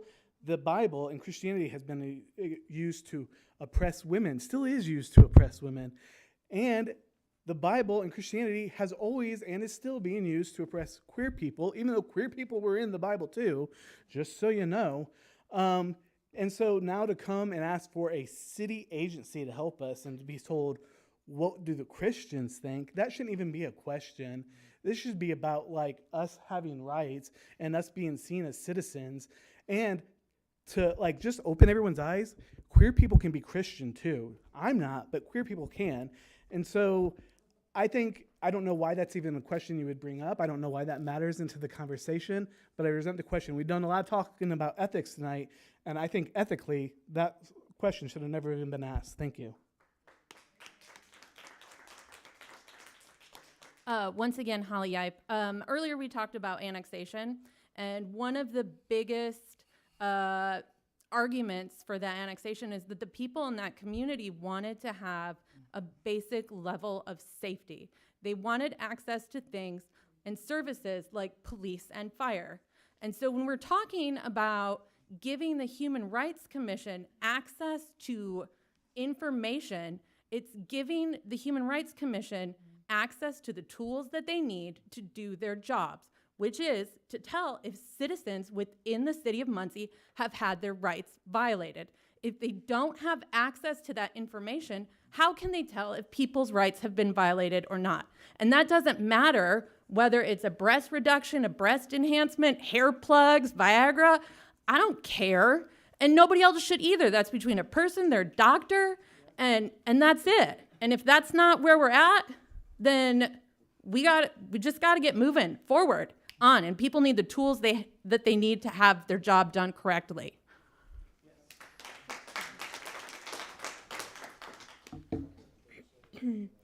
My name is Jamie Zabel. This is my second time speaking at a city council meeting or a county council meeting. And I wasn't going to say anything, but I did want to add my own perspective, especially as we're starting to wrap things up here, and help aid a conclusion for adopting this resolution. I'm not trans, but I am queer. And it is too common of an experience for members of the LGBTQ plus community to view the closet as less of a hiding place temporarily and more so as a bunker. And so that's a place where, I'm so sorry. You're fine. Okay. You're okay. And so that's a place where fear and shame and confusion, they reign and they're contained, but they're never extinguished. And so when we're having these conversations, and I know other trans and queer kids as well that have much worse experiences, much more personal and painful experiences. I came out almost 2 years ago to my parents. I'm now 17. And when you vote for this resolution, you're adding to the overall conversation that relates back to my experience as a 15-year-old that was scared. And so, and my friends that have similar experiences. And so this affirming care, it saves people's lives, whether you're an adolescent or as an adult, no matter what age. Of course, above 18 for any surgeries, as has already been discussed by people who said it much more eloquently than I ever could. But to reiterate what I said a few years ago, these conversations are harder to have with your kids or your friends when there are decisions being made that bar the support and care of trans people. And so relating back to how faith conflicts with identity, I was raised Catholic, and I have people in my life, wonderful people that hold faith very closely to them, and they support me and they support other queer people. And so I can't say it as precisely as the few speakers before me, but it's not all faiths that discriminate, and queer people can hold faith and follow it and pursue it and love it. But faith and being queer is not mutually exclusive. So.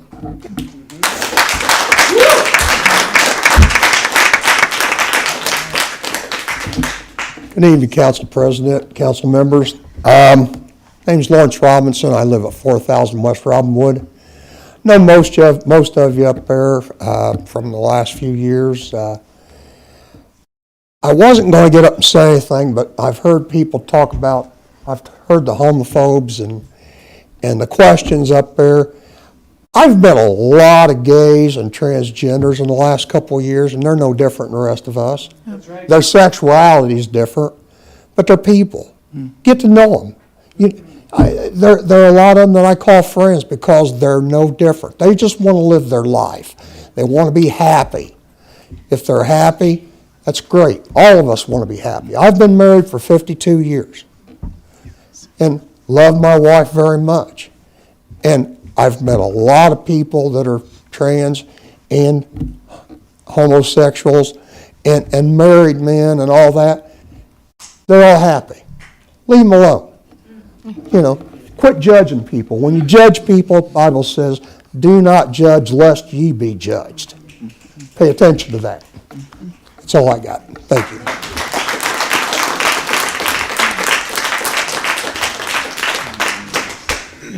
Do we have anybody from the council? I just want to say that obviously this is important. Oh, there was some other person. Okay, sorry. Do you want to go ahead? Go ahead. Hello, my name is Kathy Bonero, and I live at 232 North Pershing. And y'all said something about faith. And I think a lot of it's misunderstood because we love people. We don't deal with sin issues, and that's what the Bible calls different issues. And I'm not saying that we don't love the individual, because we do. I have homosexuals and lesbians and those in my family. We love them without regard all the time. It's not about that. So try not to put believers or Christians in a box either. There is a lifestyle that the Bible talks about from Adam and Eve all the way to now. It's going to be there. And we love people. So we're not here to judge, but if you're a fornicator or any other type of sin, it's a sin, and that's all I did. That's all that is. So I'm just wanted to bring that clarity. It's not about loving people. We love all people.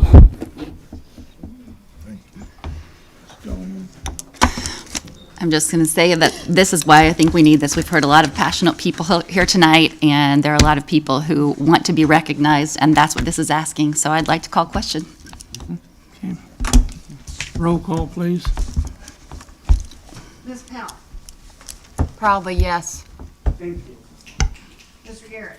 Yes. Ms. Nelson? Yes. Mr. Basham? Yes. Mr. Mason? Yes.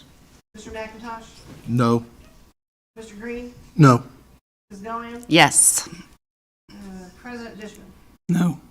3 noes, 6 yeses.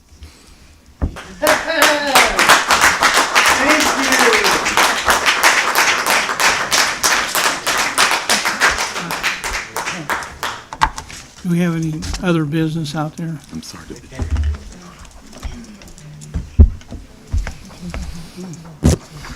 Long list. Okay. Ready for public comment? Elizabeth Edgel. I think she may have left. She left. Okay. Charlize Jamison. Pass. Okay. Floyd Wellen. Okay. Curtis Dorian.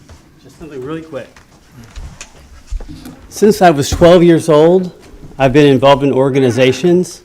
I was president, vice president, secretary, treasurer. Before I ever sat in that president's chair, I read the entire book of Robert's Rules of Order. I knew how to run the meeting, start to finish, beginning to end. As a leader in this town, I would hope you would do us all the favor and do the same. Thank you. Troy Waters. Cheryl, and I've said her name wrong before, Tegens, yes. This is the second time Cheryl Tegens, 1518 West 13th Street. This is the second time I've been in front of the council. When I was there last, I was talking about the things that the ordinances and the codes that aren't enforced in my neighborhood. I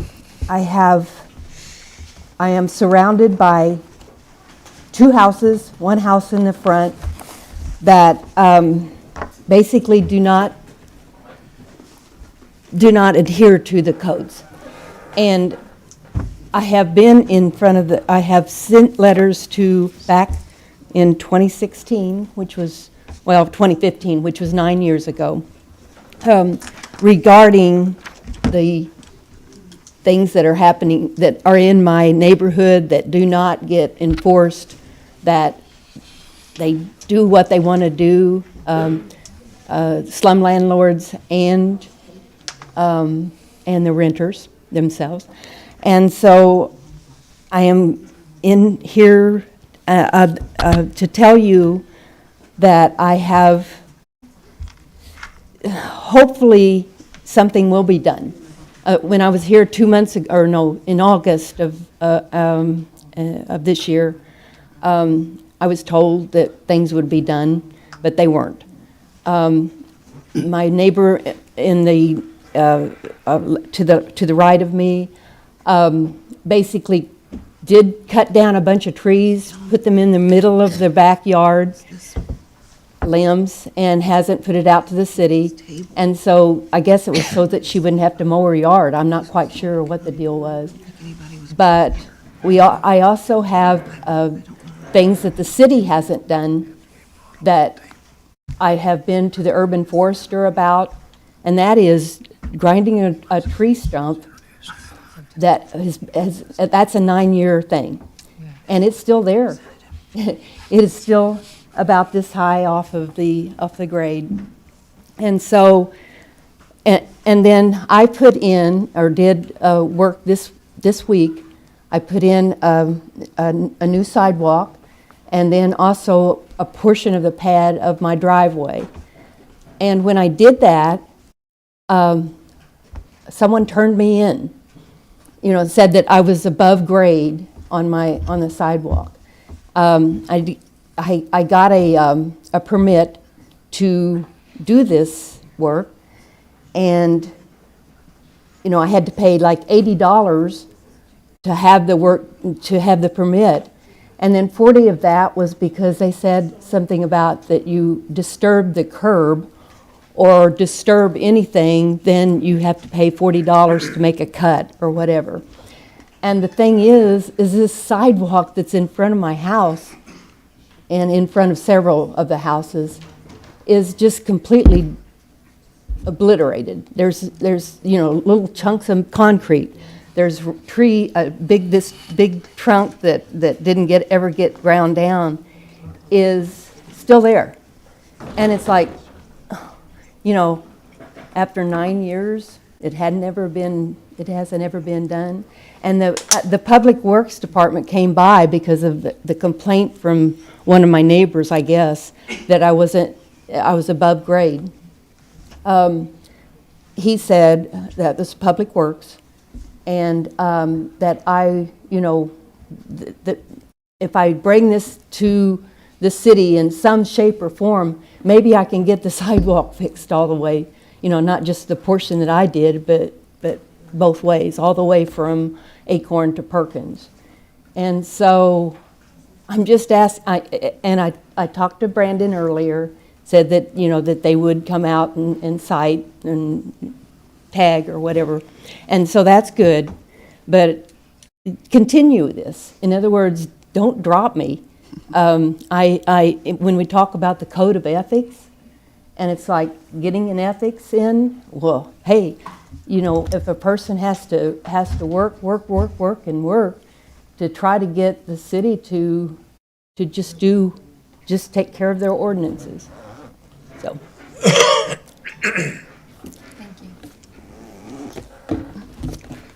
Thank you. Thank you. Thank you.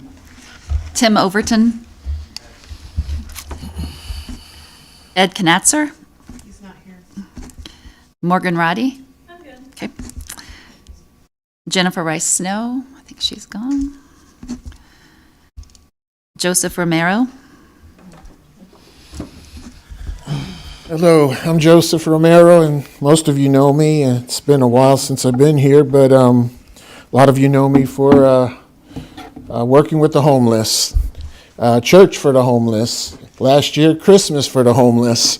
And yes, I'm passionate about those that are unhoused, as we all should be.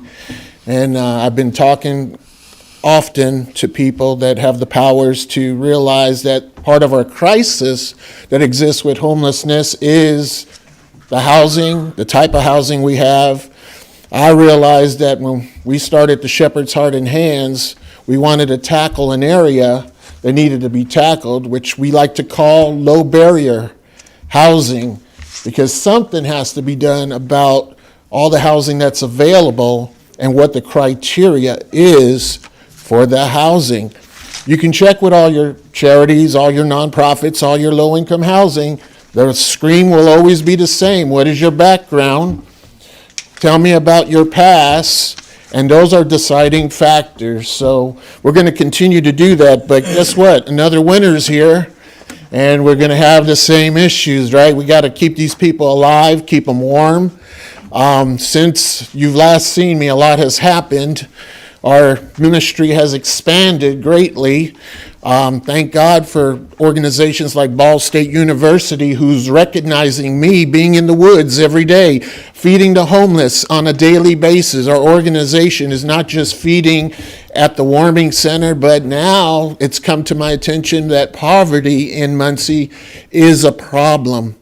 Many of you are aware of food distribution, food banks, all these things that exist. What you may not be aware is not everyone has access to them. Little did I know that when Ball State contacted me and said, we like Shepherd's Hearts and Hands to be the receiver of all the food at the end of the day.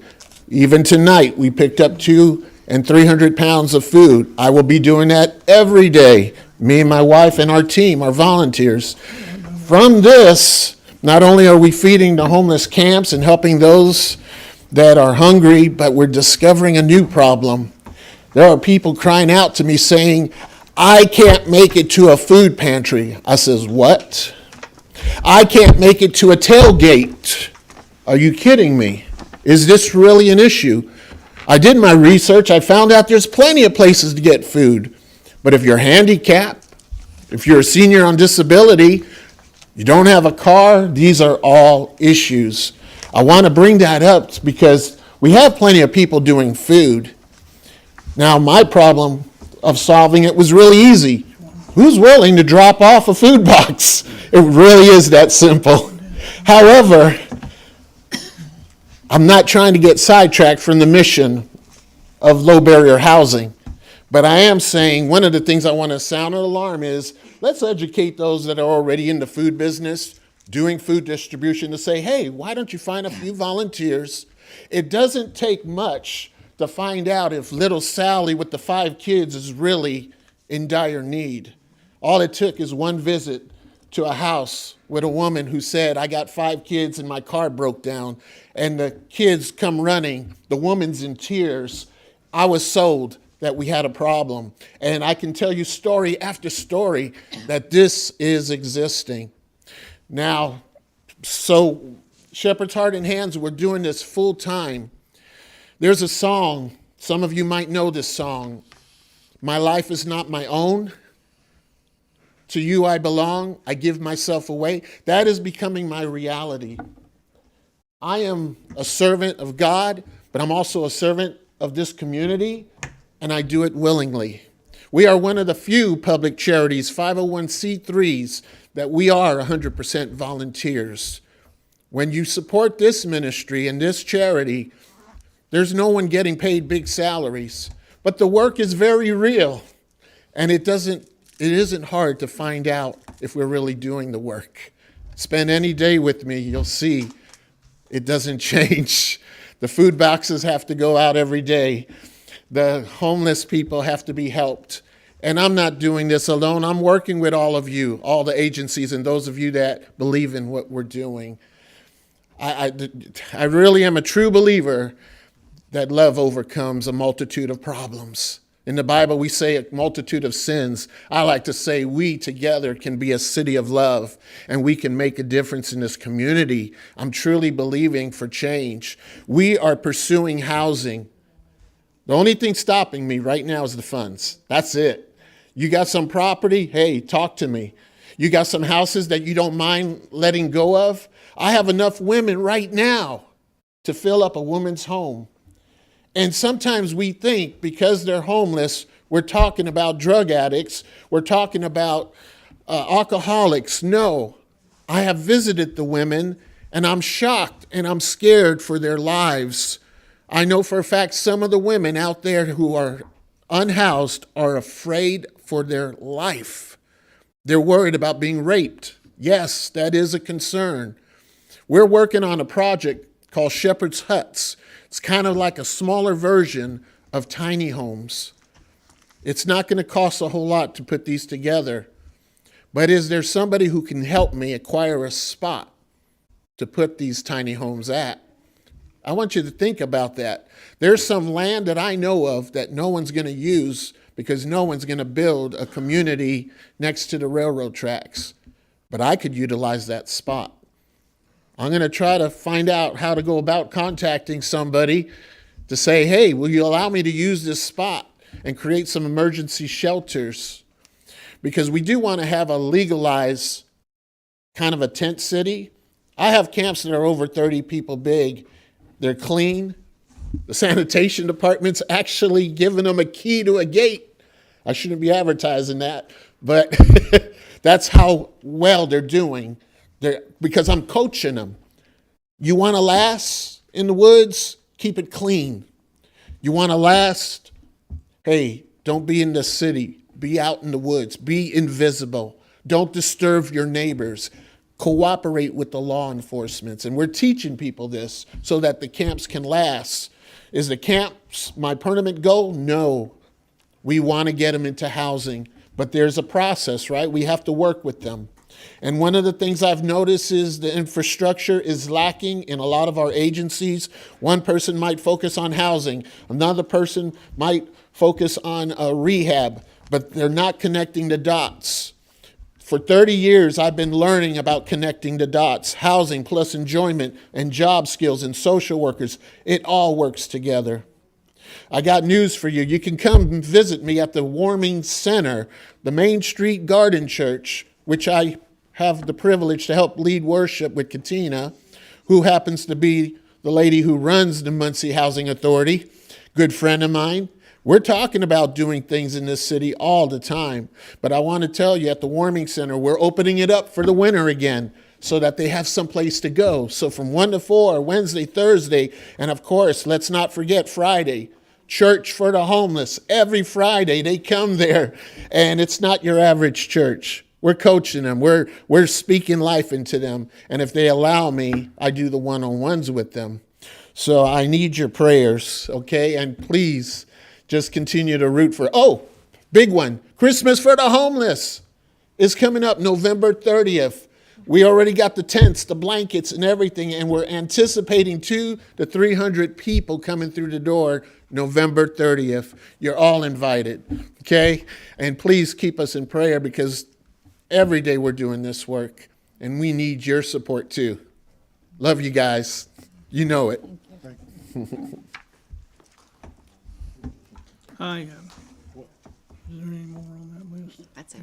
I made a mistake. I should have brought ordinance 17-24 off the table Do I gotta make a motion to bring it off the table? Make a motion, second, and vote on it. Okay. Is there a motion to bring it off the table, 17-24? Yeah, I'll make that motion. Is there a second? Yeah, I thought he was. I'll second it. Okay, ordinance 17-24, an ordinance to amend the City of Muncie Comprehensive Zoning Ordinance from the R4 Residence Zone to the MHR Mobile Home Residence Zone for 701 and 703 through 711 West 15th Street, lots 1 and 2 in the John T. Eastbrooks First Edition, and the lot formerly addressed as 801 West 15th Street, Muncie, Indiana. Sir, I apologize for, Thank you. okay, but I apologize for I overlooking. appreciate it, thank you. Roll call, please. Mr. McIntosh? Yes. Mr. Basham? Yes. Mr. Green? Yes. Mr. Mason? Yes. Mr. Garrett? Yeah, yes, sorry. Ms. Selby? Yes. Ms. Gillian? Yes. Ms. Powell? Yes. President Fisher? Yes. 9 yeses.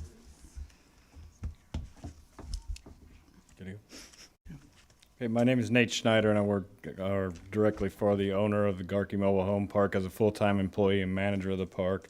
And actually, I should apologize too for missing the meeting last month. I was first time doing this, and I was misinformed about having to come to a second meeting. So I appreciate you all tabling it for me for an extra month here.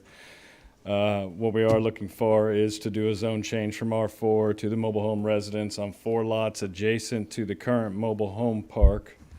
We've been making lots of improvements on the current park, and if you'd like to look at them, I brought a few pictures of some of the newer mobile homes that we've replaced some of the older models with on the current park.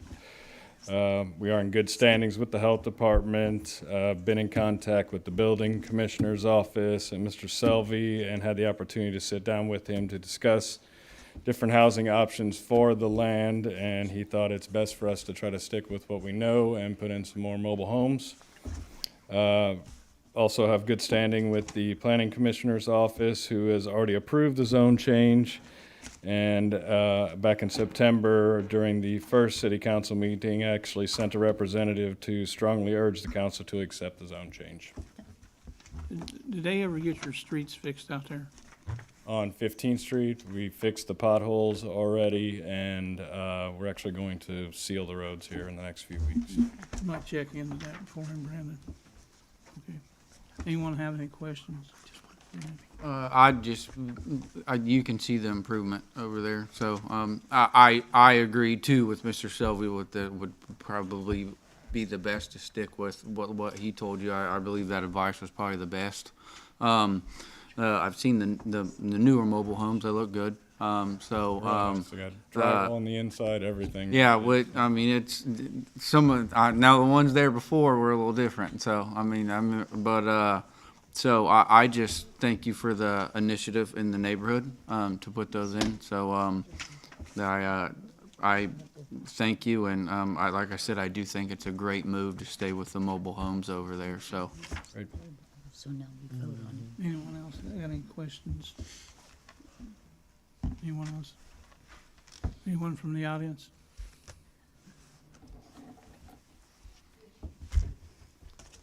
Hello, Eileen Swackhammer from the Plan Commission. I just came tonight in case no one else was here to speak on this case, but they are, so that was great. Has the support of the Plan Commission. This will help bring it into compliance. Some of these mobile homes have been here since before the ordinance was enacted, so this will help bring it into compliance. And the owner has been very forthcoming about working with the building commissioner and the Plan Commission. Thank you. So we appreciate that. Just gonna make a motion. Yeah, Just make gonna a make a motion. motion to adopt. Yeah. You want to make a motion to adopt? So moved. Okay, we got a motion. Roll call, please. Who was the first one to say it? Sarah. Sarah and Oh, and me. Nora. Thanks. All right. It is Mason, Yes. Selby, Yes. Gillian, Yes. Garrett, Yes. McIntosh, Yes. Basham, Yes. Powell, Yes. Green, Yes. Fishman, Yes. 9 yeses. Yay! Thank you, council members. Thank you. Thank you for being here. We have a motion to adjourn. I'll make that motion. Got a second? We're adjourned. I was hoping we could stay.